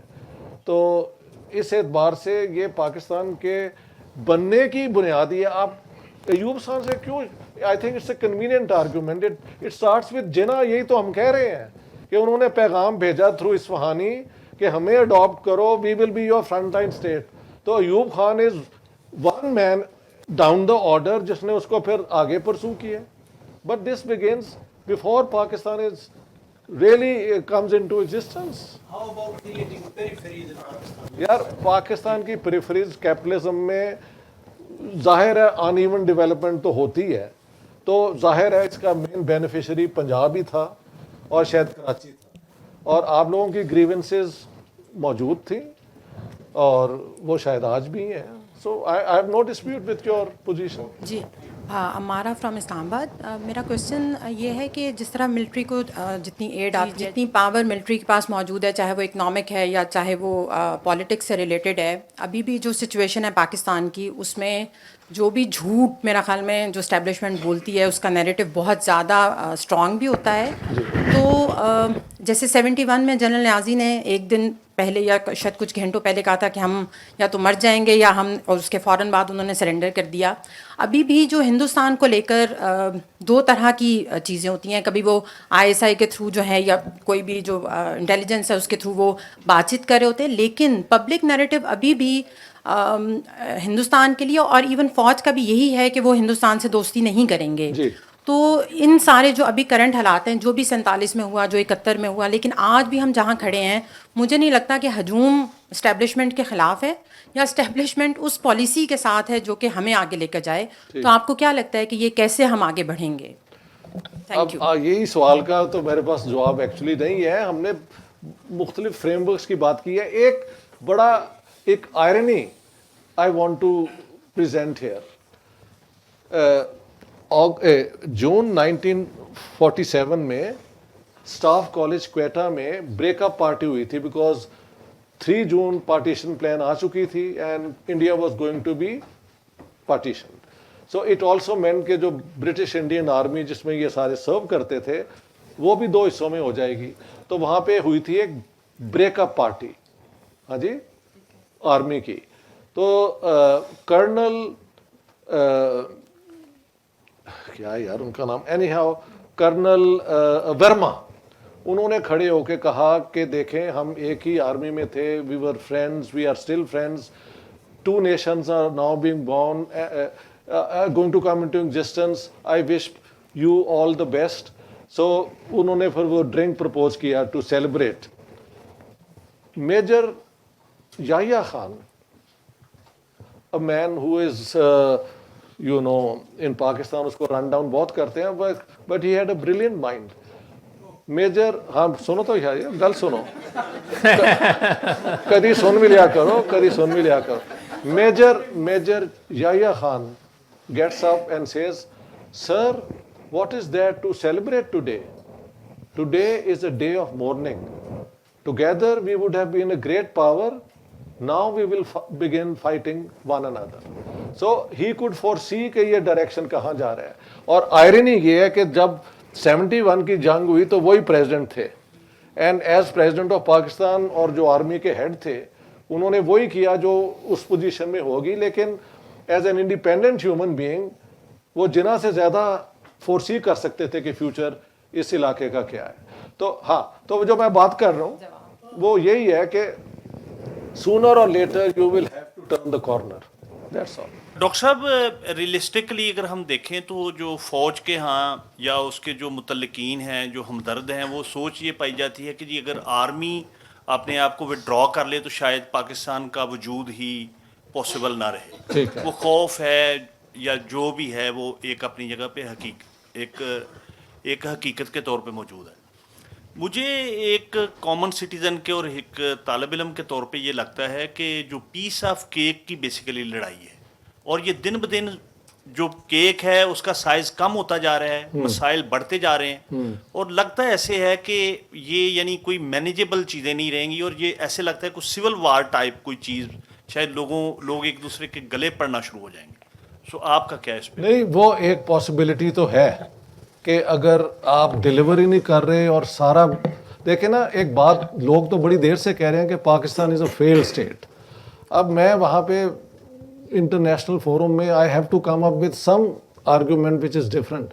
میں نے کہا Pakistan is a failed democracy but not a failed state yet. لوگ دفتر جاتے ہیں، ان کو سیلری ملتی ہے، بچے اسکول جاتے ہیں. This is a defensive argument but honestly practically speaking this is an insolvent state جس کی فائنینسز ہی آؤٹ آف آرڈر ہیں اور یہ تو بینک کرپٹ ہو جانی چاہیے. ایک اور یہاں پہ بھی بات بتا دوں، یو این چارٹر کے مطابق یہ سسٹم جو ہے نا اسٹیٹس کا systematically is based on the continuity of states. اگر پاکستان خدا نہ خواستہ ڈس انٹیگریٹ ہو جاتا ہے تو 220 ملین لوگ کہاں جائیں گے؟ ان میں سے 2 ملین بھی اگر یورپ آ جائیں ریفیوج کلیم کرنے کے لیے تو ان کا پورا ویلفیئر سسٹم کلیپس کر جاتا ہے. So nobody actually wants Pakistan to disintegrate. یہ جو ہے نا ہنود، یہود اور نصارہ کا، دس از آل اے فگمنٹ آف دا امیجنیشن. کوئی نہیں چاہتا کہ پاکستان ڈس انٹیگریٹ ہو. But I have another word to introduce, nihilism. Nihilism means self destruction. Pakistan کی ساری سوچ جو ہے وہ سیلف ڈسٹرکشن کی طرف جا رہی ہے، جس کا شاید آپ کو بھی ڈر لگتا ہے اور ہم سب کو ڈر لگتا ہے کہ یہ ان کی پالیسیز کیوں کبھی درست نہیں ہوتی. سو آپ والا جو فیئر ہے وہ جینون بھی ہے کہ it is heading toward some sort of a civil war. السلام علیکم ڈاکٹر صاحب. میرا سوال ہے کہ جو پاکستان میں ریفارمز کی ضرورت ہے اور چاہے وہ کسی ڈیموکریٹک کنسنسس بلڈنگ سے آئے یا جس طرح آپ نے کہا کہ شاید کسی ایک ٹو ٹرن دا کارنر کچھ کمپیٹنٹ لوگوں کی سرکار بنے یا جس طرح بھی، اس میں آپ کے خیال میں لینڈ ریفارمز کا کتنا تعلق ہے؟ کیونکہ جب پاکستان کی جب علیحدگی ہوئی تو لینڈ ریفارمز انڈیا میں ہو گئے، پاکستان میں نہیں ہوئے. اور ایک تھیوری یہ ہے کہ پاکستان شاید وجود میں ہی اس لیے آیا کیونکہ جو لینڈڈ ایلیٹ تھی وہ اپنی رائٹس کو، جس طرح کل بھی آپ نے کچھ اس طرح ذکر بھی کیا تھا. تو آج آپ کا کیا خیال ہے کہ کیا لینڈ ریفارمز کیے بغیر کیا معاملہ کچھ بچ سکتا ہے؟ لینڈ ریفارمز جو ہے وہ تو مجھے اسینشل لگتے ہیں. کہتے ہیں کچھ علاقوں میں فریگمنٹیشن اتنی زیادہ ہو گئی ہے کہ وہاں اس کی ضرورت نہیں ہے، لیکن بگ لینڈ اونرشپ جو ہے اس کے ساتھ ساتھ پولیٹیکل کلاؤڈ بھی ان لوگوں کا ابھی تک ہے نا. یہ ساؤتھ پنجاب میں اور سندھ کے اندر اب دیکھیں نا، ہمارے سندھی دوست جو ہیں وہ پاکستان کی جو غلطی ہیں ان کو، مگر ان کے اپنے جو وڈیرا سسٹم ہے، ہاری رپورٹ ہمارے پاس ہے اپنا مسعود کھدر پوش کی، انہوں نے، اور جو ٹرائبل سسٹم ہے بلوچستان کا. میرے ایک دوست کمیونسٹ دوست جو ہیں وہ گئے تھے ایک شادی پہ وہاں، تو وہ کہتے ہیں کہ یار ایک عجیب دنیا ہم نے دیکھی کہ جب سردار آئے ہیں تو جو آرڈنری پیپل دے کانٹ لک ہم انٹو دا آئیز، ان کو سب کو نیچے دیکھنا پڑتا ہے. تو it's not a very simple story the Pakistan story. But یہ اسٹوری اس طرح غلط ہوئی کہ جو ایک سیکولر ماڈل تھا پلورلزم کا، انکلوسیو ڈیموکریسی کا، جو کانگریس لے کے آئی تھی، اس کو جب ہم نے ریجیکٹ کیا اور یہ ملک بنا لیا تو اس کو ہینڈل کرنے کے لیے جو اس کے اپنی کمپلیکسٹیز ہیں وہ ہم کر نہیں سکے. تو لینڈ ریفارم اسینشلی آپ اپنی جو انڈسٹری کو پروموٹ کریں، کہتے ہیں agro industries is another area in which we can do well. تو کوئی ایسے کیا کہتے ہیں سوچ تو ہونی چاہیے نا کوہیرنٹ کہ پاکستان کو اس مارکیٹ، دنیا کی مارکیٹ میں کس ایریا میں اسپیشلائز کرنا چاہیے. ٹھیک ہے، ہم تو آج کل چمڑا بھی ایکسپورٹ کرتے ہیں، وہ کیا کہتے ہیں سیمی فنشڈ گوڈز، قالین کرتے ہیں اور ایک دو اور چیزیں کرتے ہیں. But India is into software and in a big way, steel, وہ سارا کچھ کر رہے ہیں. مائی نیم از محمد کاشف خان اور میں قائد اعظم یونیورسٹی اسلام آباد. سر میرا کویشچن یہ ہے کہ چونکہ آپ بینگ اے پولیٹیکل سائنٹسٹ، ہم عموماً جرنلسٹوں سے ایک سپرفیشل جرنلسٹک قسم کے آنسر سنتے ہیں کہ ملٹری کی جو ایک کانسٹنٹ انٹروینشن ہے اور جتنی بھی اب تھیسز ہے کہ اوور ڈیولپ انسٹیٹیوشنز ہے، اولڈ ہے، آرگنائز، جتنی بھی سر، وہ تو یہ ریکوائر کرتی ہے کہ ہم یہ ملٹری کی یا پاورفل کی انٹینشن پر نہیں چھوڑ سکتے ہیں، بلکہ ہمیں ایک proper parallel civil structure develop کرنا ہوگا جس کے لیے ایک کمپیٹیٹو پالیٹکس کی ضرورت ज़रूरत है, तो आप क्या समझते हैं कि उतनी ही कसूरवार हमारे सिविल लीडरशिप है कि वो इन्वायरमेंट डेवलप नहीं कर रहे हैं, और जिस तरह पर्सनल ऑर्गेनाइजेशन करते हैं फिर उसको ओवरटर्न करना मिलिट्री के लिए आसान हो जाएगा, तो आप कितनी ही मतलब क्या सजेस्ट करेंगे, और आप कितने ही कसूरवार समझते हैं हमारी सियासी क़यादत को कि उन्होंने उनकी इंटेंशन पर छोड़ा है कि वो इंटेंशनली हमें छोड़ दे और इंक्रोचमेंट बंद कर दें? सर सवाल यार ज़रा थोड़ा सा दोबारा, what is the question? Question ये है कि आप क्या समझते हैं कि हमारी जो सिविल लीडरशिप है या पॉलिटिकल एलीट है वो भी ही उतनी ही जिम्मेदार है, क्योंकि उन्होंने एक मिलिट्री जो ओवर डेवलप्ड है, जो ओल्ड इंस्टीट्यूट है, उसके पैरेलल एक स्ट्रक्चर डेवलप नहीं किया ताकि उनको उनसे स्पेस छीन ले, क्योंकि हम उनकी इंटेंशन पर तो नहीं छोड़ सकते। ठीक है, तो आप उसके बारे में आपका क्या ख्याल है? नहीं, मैंने तो यही कहा है, और इसलिए मैं कुछ ज़्यादा पॉपुलर भी नहीं हूँ कि मैं सिर्फ मिलिट्री को ब्लेम नहीं करता। मैं कहता हूँ कि हमारी सिविलियन लीडरशिप ही शुरू से ना डेमोक्रेटिक थी, ना उसने छोटे प्रोविंसेस के इंटरेस्ट को कभी मद्देनज़र रखा, और उसके अंदर फिर जब आर्मी एक दफ़ा आ गई और वो हमेशा के लिए फिर उसका हिस्सा बन गई, तो ये सिस्टम चल ही नहीं सकता स्वाय इस जबर के। अगर इसको आपने ख़त्म करना है तो उसके लिए फिर एक नेशनल कंसेंसस तैयार करना पड़ेगा over period of a year और सो, जिसमें ओपन, जिस तरह ये ब्लैक होल जो है, ये एक ब्लेसिंग है कि हम ये बातें कर रहे हैं ना, लेकिन ये कई लेवल पे लाहौर में इधर उधर होनी चाहिए इस किस्म की गुफ्तगू, और शायद उसमें से एक फिर कंसेंसस निकल आया कि भी दिस इज़ जो हम करते रहे हैं, it's not workable any more. देखिए, थोड़ा सा एग्जांपल भी मैं दे दूं। Until the second world war ये जो यूरोपियन डेमोक्रेसीज़ हैं उनकी इवोल्यूशन है, लेकिन एक state church treaty of Westphalia के दौर का है 1648 का, तो वो था कि in order to be a citizen you had to belong to the Lutheran church अगर आप स्वीडन में हैं, टू द कैल्विनिस्ट चर्च अगर आप नेदरलैंड्स में हैं, इस तरह करके religion and this was all part साथ साथ उनकी, क्योंकि इंडस्ट्री और एक सेकुलर थॉट जो है वहाँ फ्रीडम ऑफ स्पीच के लिए लोगों ने बहुत जाने दी हैं, तो ये डायलॉग चलता रहा है। हमारे यहाँ कभी डायलॉग हुआ ही नहीं, क्योंकि we are into the 7th century, कि जो वहाँ पे अचीव हो गया उसको दोबारा 21st सेंचुरी में लाएं। तो इस दौरान में हिस्ट्री ने जिस तरह चेंजेस किए हैं उसके ऊपर बहस ही कोई नहीं होती। वो we go back to Ghazali, and Ghazali के बाद उसको काउंटर करने के लिए फिर इब्न रुश्द को मैं कोट कर देता हूँ, but since then Iqbal again जो उनकी है वो जो ग्रैंड स्पीच, उसके अंदर वो कहते हैं कि ये जो टेरिटोरियल होती है नेशनलिज्म, ये तो एथिज़म की तरफ जाती है। तो मुसलमान जो है वो तो सिर्फ मज़हब की बुनियाद पे एक नेशन का हिस्सा बनता है। तो हमारी उन्होंने अपना ख्याल बदल लिया। अच्छा, चलें। अब्दुल्ला अहमद फ्रॉम इस्लामाबाद। सर, आपने अपनी बुक में एक टर्म यूज़ की है मिलेनियरियन इस्लाम।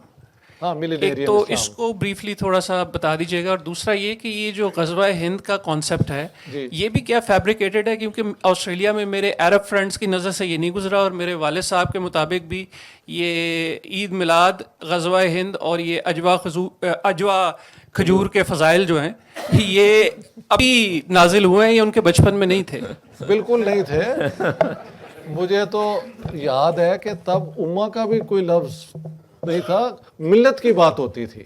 तो वो टर्मिनोलॉजी इन्होंने ऐसी बदल दी है, विच अब इनकी कोशिश तो पाकिस्तान भी तो मैंने देखा है ना, वो कार की प्लेट्स पे हाँ पाकिस्तान, मैं क्या यार है केड़ा मुल्क है, हाँ तो के हाँ पंजाब हो गया है। अच्छा, ये भी हो गया है। तो अब एक ऐसी कौम जिसकी अपनी सिविलाइजेशन कई हज़ारों साल पीछे जाती है, वो उसको छोड़ के इमिटेशन अरबों की कर रही है, और अरब जो हैं वो कहते हैं कि अब हमने सारी मॉडर्न सोसाइटी को लेके आना है। So we are a lost tribe, we don't know where are we headed, direction ही कोई नहीं है।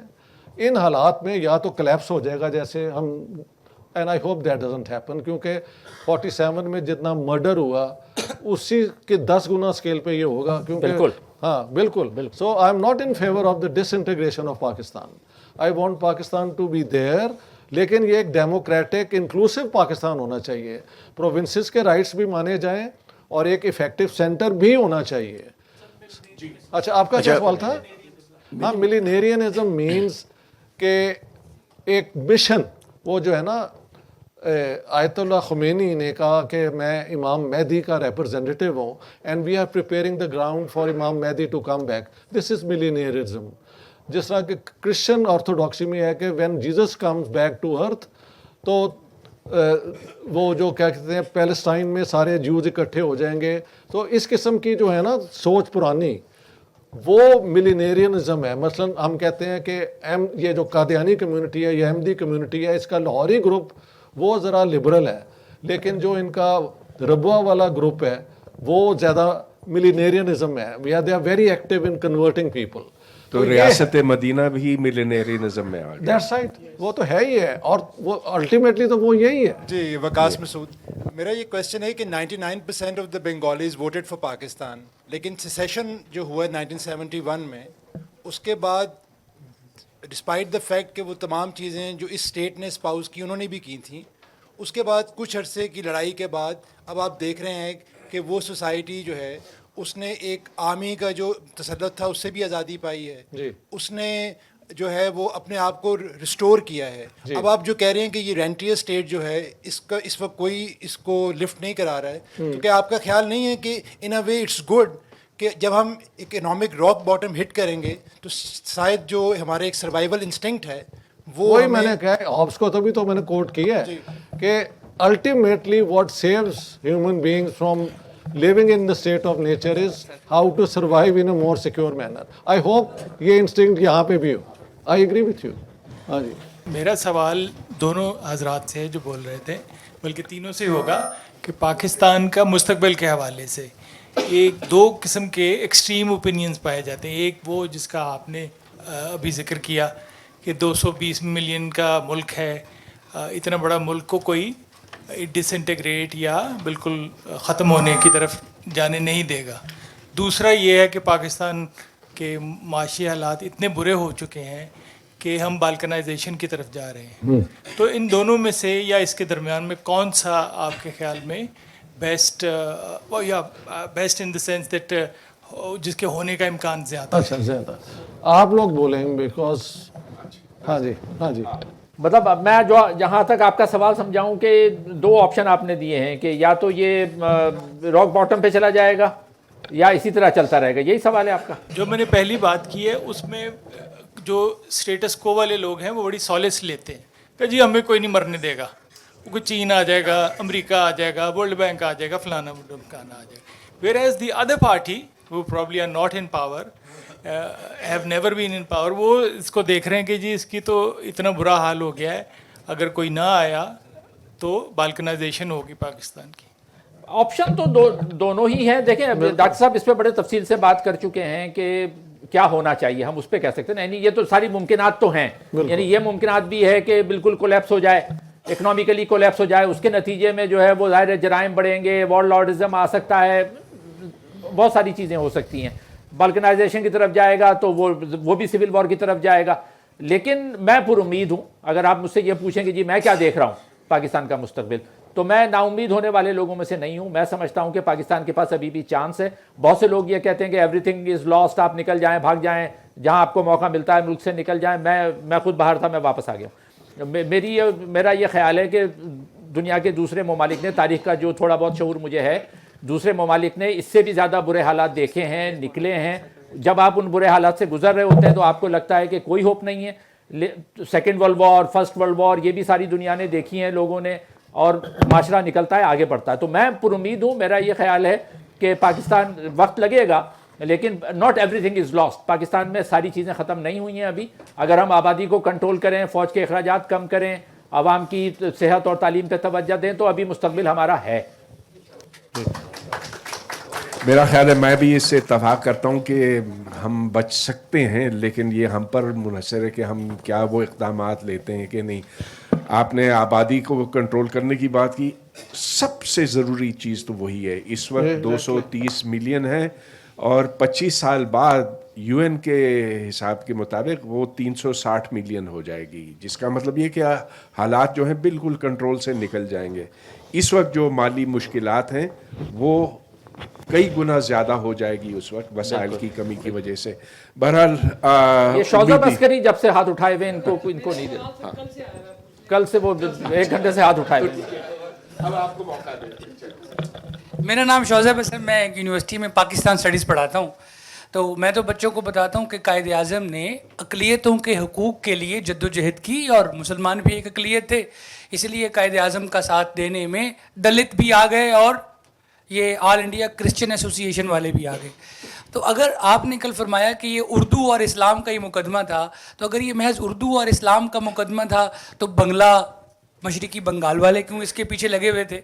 और अगर ये उर्दू और इस्लाम का ही मुकदमा था तो ये पंजाबी दीवान बहादुर एसपी संघा वगैरह इन्होंने लाहौर को पंजाब इस वाले में शामिल करवाने के लिए, तो बस ये क्यों है? ये इस सवाल का जवाब कल दिया जाए। थोड़ा सा अगर आप चाहें, थोड़ा सा।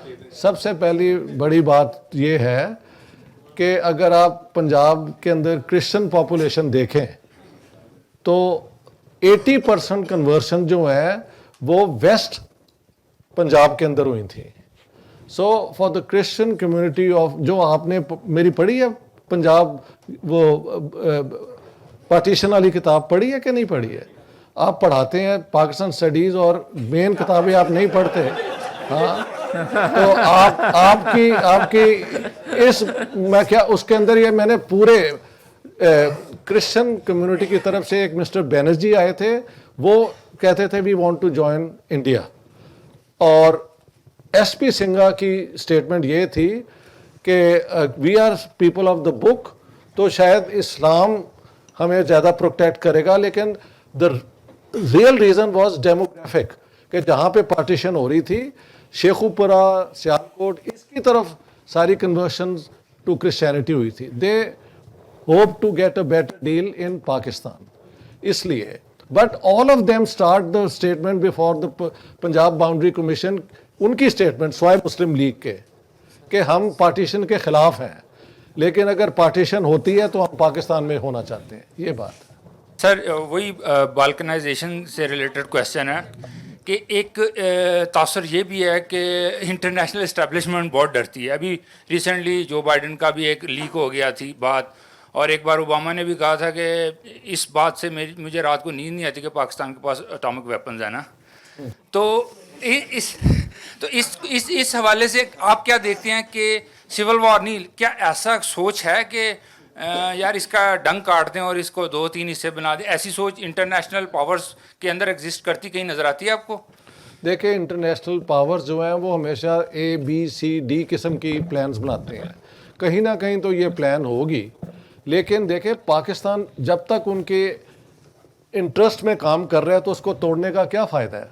जब उन्हें नज़र आएगा कि पाकिस्तान को तोड़ने के बाद उनके इंटरेस्ट बेहतर हो रहे हैं सर्व, तो वो उसमें इंटरेस्ट लेंगे। So that's how the international powers act. Sir आपने डेमोक्रेसी की बात की और वो सवरेंटी ऑफ गॉड की भी बात की जो कॉन्स्टिट्यूशन के प्रेम्बल में मेंशन्ड है, तो उसको अगर देखें सवरेंटी ऑफ गॉड, क्योंकि हम लॉ अबाइडिंग सिटीज़न है तो रूल ऑफ लॉ को भी हम सपोर्ट करेंगे, तो जो अभी चेंज या जो आ सकती है वो हमें न्यू इंटरप्रिटेशन ऑफ इस्लाम करनी होगी या अपने कॉन्स्टिट्यूशन को अमेंड करना होगा?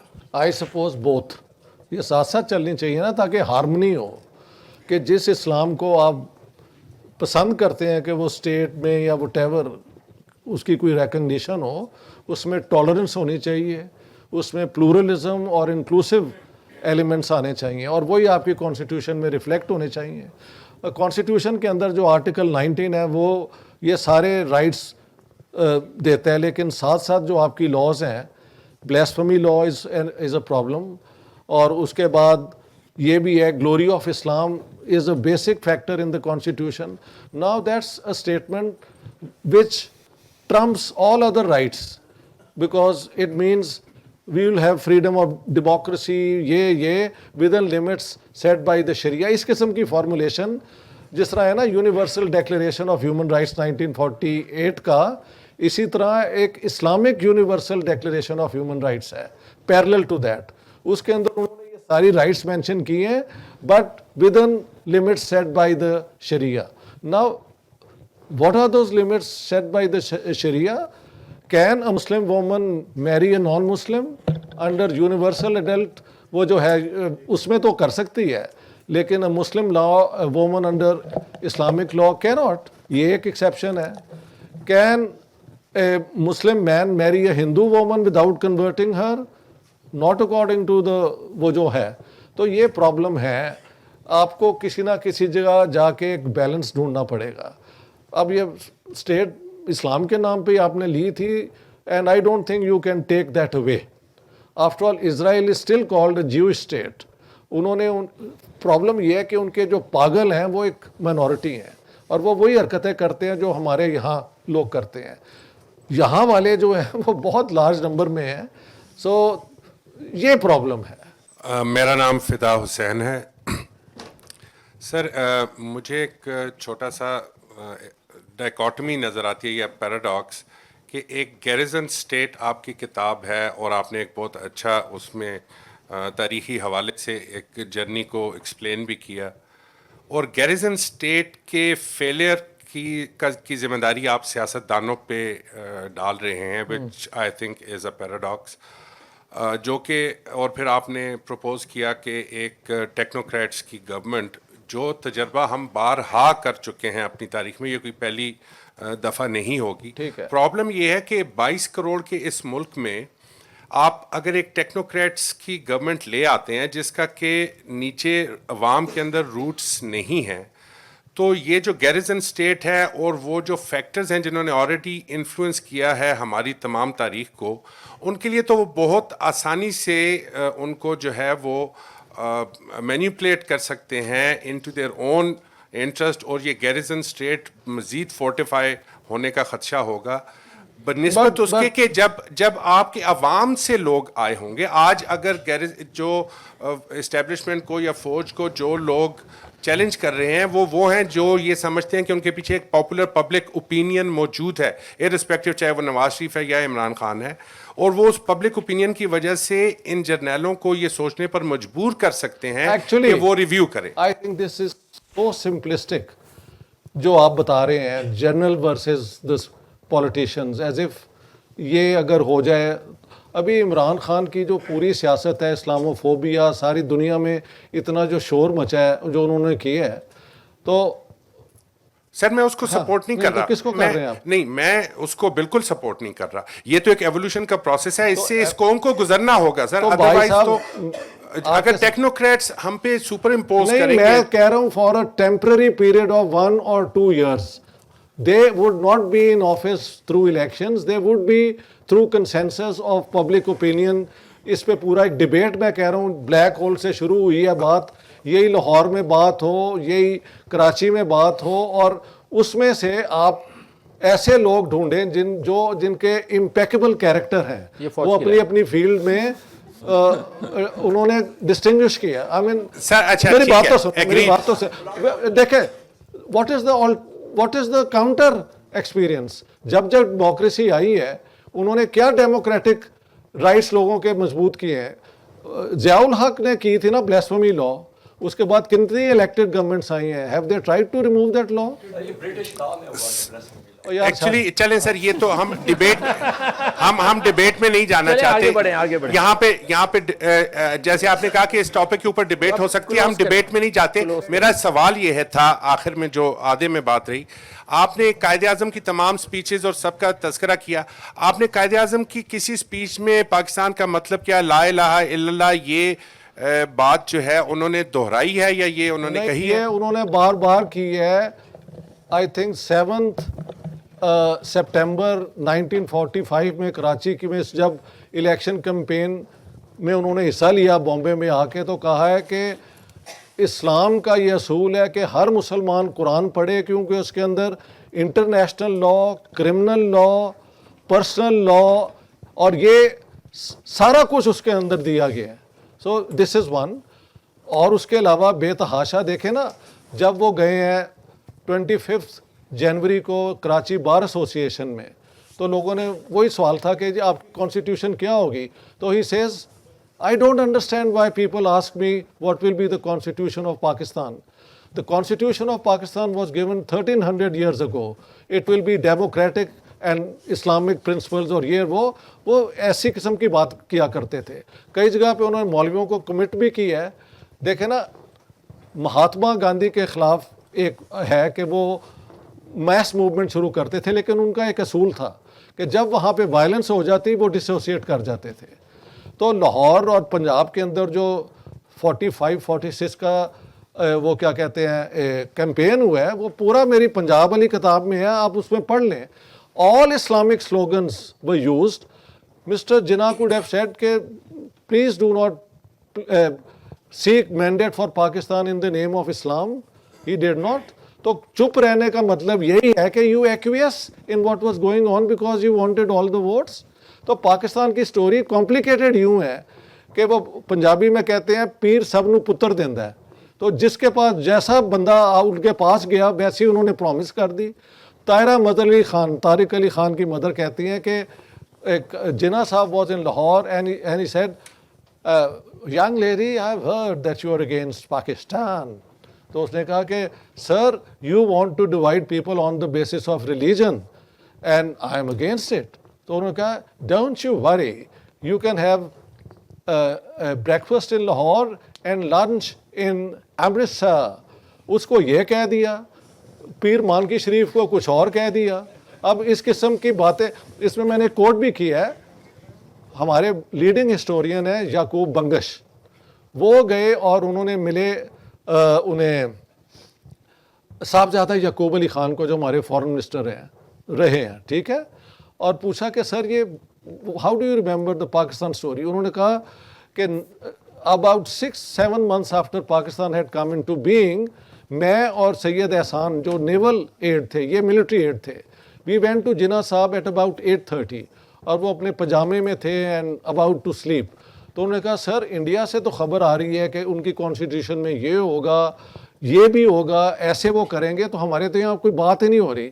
تو اس نے کہا لک boys, I have given different promises to different sections of Muslims. It will take time to sort out that and I leave it to the Constituent Assembly of Pakistan. That's how we handle the whole thing. Asif Hussain میرا نام ہے, درس و تدریس سے تعلق. Question میرا یہ ہے کہ پاکستان کی ساری تاریخ اور سارے پروسیس کو آج تک دیکھتے ہوئے ایسا محسوس نہیں ہوتا کہ کیا کہ سارے لوگ جو ہیں جب فیصلہ کرتے ہیں یا اس میں سے جو کچھ نکلتا ہے تو ایسا لگتا ہے کہ فیصلے اس وزڈم اور اس ساری چیز کے مطابق ہوئے ہی نہیں جو یہاں کا ایموشن تھا یا فیلنگز تھی یا جو بتایا جا رہا تھا, وہ کہیں اور سے کوئی چیز نکل کے آئی ہے اور وہ کسی اور طرف لے گئی ہے چیز کو, اور وہ پھر ہم جو ہے لائن جو ہے ہمیشہ مس کر جاتے ہیں آگے بڑھنے کی. وہ پروسیس جو ہے بجائے اس کے کہ وہ ہمیں فیسیلیٹیٹ کرے یا پروگرس ہم اس میں کریں اور پھر وہیں کے وہیں کھڑے ہوتے ہیں ایک سائیکل کے بعد. نہیں, میں تو بالکل, ہم نے تینوں نے یہی بات کی ہے کہ اگر یہ ساری چیزیں رک کیوں رہی ہیں, who is stopping this? یہ آپ جیسے لوگ تو نہیں نا روک رہے, آپ تو اس کو چینج کرنا چاہتے ہیں, ایک بہتر پاکستان بنانا چاہتے ہیں. تو جن کے پاس پاور ہے وہ آپ کی پاور ایلیٹ ہی ہے رسپانسبل فار آل دس, جو کبھی ایسے فیصلے نہیں کرنے دیتی جو پاکستان کے یہ جو بحران ہے اس کا کوئی حل مل سکے. بہت وقت ہو گیا, چلیے آخری سوال آپ کا ہوگا اور پھر آن لائن کچھ سوالات ہیں وہ ہمیں 10 منٹ کے اندر ختم چلیں. اچھا, میرا مختصر سوال یہ ہے کہ جو ضیاء کا دور آیا تھا اس کے لیے افغان وار نے اس کو بلڈ دیا, اور جب پرویز مشرف آئے تھے اس کو بلڈ دیا تھا 9/11 نے. اچھا, فیوچر میں آپ کو کوئی ایسا ایونٹ نظر آتا ہے کہ یہ ایسے فورسز کو دوبارہ کوئی بلڈ مل سکتا ہے؟ یہ اب کیسے میں کہہ سکتا ہوں, how can I go looking for a threat. China کا تھریٹ ہے, چائنا کا ایک ایونٹ ہے, میں اس حوالے سے. ہو سکتا ہے, it's possible. The black hole کے فیس بک پیج پہ چونکہ یہ سیشن لائیو جا رہا ہے تو آڈینس جو ہے وہ آپ کے بہت شکر گزار ہیں کہ آپ ہمیں اتنا ٹائم دے رہے ہیں, and it is such a great learning opportunity. چند ایک آن لائن ریمارکس اور کوسچن ہے وہ میں نے الگ کیے ہیں. گوہر علی کہہ رہے ہیں کہ میں اس کا خلاصہ پیش کر رہا ہوں کہ ایک اس سماج میں کیسے جمہوریت پروان چڑھ سکتی ہے جہاں پہ جو اقتدار اعلیٰ ہے وہ عوام کے نام ہے ہی نہیں ہے آئین میں, تو اس پہ آپ کیا کہیں گے؟ نہیں, وہ تو میں نے بات پہلے کر ہی دی ہے کہ ساورنٹی بلانگس ٹو گاڈ, اور ایکچولی اگر آپ پولیٹیکل تھیوری میں دیکھیں تو ساورنٹی کے اوپر جو ڈسکشن ہے نا جون بودان کی اور ان باقی, وہ تو یہ ہے کہ the sovereign has to be there in person. یہ جو کلاسیکل تھیوری ہے ساورنٹی کی جو کیتھولک چرچ استعمال کرتا تھا, یہ دوبارہ 7 مارچ کو 1949 کو وہ پرانی والی لے آئے ہیں. جو لیٹسٹ تھیوری ساورنٹی کی تھی جو یہ سوشل کانٹریکٹ تھیوری کی ہے وہ تو عوام تک آتی ہے. انہوں نے ریورس کر دیا سر. محمود شیخ کہہ رہے ہیں کہ can you please throw some light on the options that Pakistan had for its survival in the early phases like without a strong capitalist class, with a financially bankrupt economy and 20% share of debt of United India. So what is the question? Pakistan کیسے survive کر سکتا پاکستان ایسے ہی survive کر سکتا ہے کہ یہ جو ہے نا کر سکتا تھا کہ آپ آئیڈیولوجیکل اسٹیٹ کی بجائے ایک پریگمیٹک انلائٹنڈ اسٹیٹ بنتے. آپ نے وہ ساری آپشنس کو مس کر دیا ہے. اب آپ کے پاس ابھی بھی جیسے ہم تینوں شیئر کرتے ہیں کہ دیر از ناٹ ہیومن جو ایگزسٹنس ہے سروائیول ہے اس میں سے کوئی نہ کوئی حل ممکن ہے. تو ہاں چلو ٹھیک ہے. کلیم اللہ خان نے ایک ہی سوال اتنی مرتبہ ڈالا رکھا ہے کہ میں اس کو مجبوراً پیش کر رہا ہوں آپ کے آگے. وہ کہہ رہے ہیں what was the role of religious leaders throughout this journey. Which journey? Pakistan کی جرنی. Well they had the first class seats.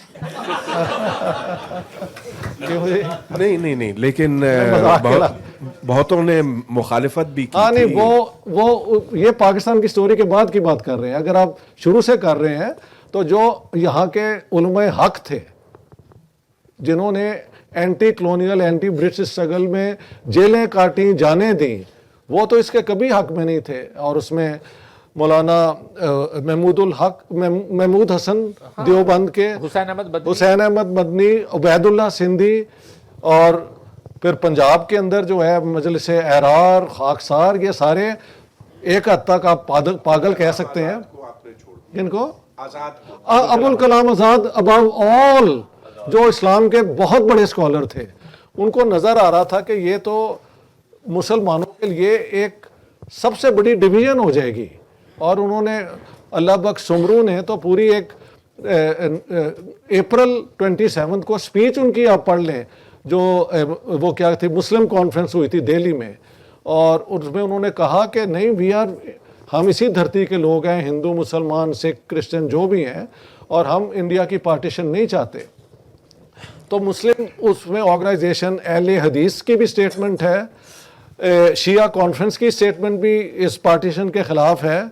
اس میں دیوبند تو آلریڈی تھا، عبد الخوار خان، یہ سارے لوگ جو ایکچولی فریڈم فائٹر تھے وہ سارے اس کے خلاف تھے. یہ تو مسلم لیگرز اور ان کی جناح صاحب کو میں نے کوٹ کیا ہے in 1947 in dialogue with Mountbatten saying کہ how can you keep us out of the Commonwealth, no single Muslim has ever oppose British rule. یہ انہوں نے کہا ہے وچ از ناٹ ٹرو، کیونکہ جن لوگوں نے اپوز کیا ان کو یہ کہتے رہے یہ کانگریس کے پوسٹر بوائے ہیں. تو یہ ہے.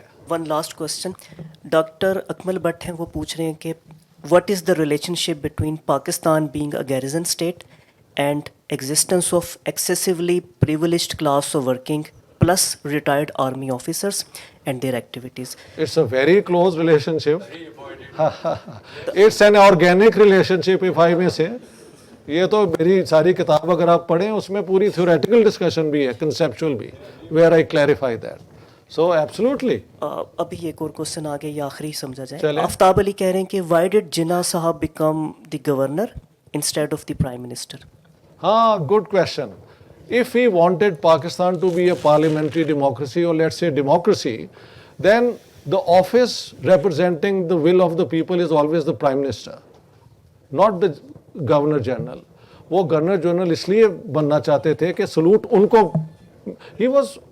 he wanted to prove کہ he is a greater leader than Gandhi. یہ ایک ان کی پرسنل obsession بھی تھی. یار بات تو سنو یار پلیز، گل کرن دیا کر. وہ پھر بعد میں باتیں ہو سکتی ہیں. جی تو میں یہی کہہ رہا ہوں. ہاں جی سوری، بہت شکریہ آپ کا، بہت بہت مہربانی. بہت دیر ہو گئی ہے. We have gone into 2 hours. Thank you very much all of you.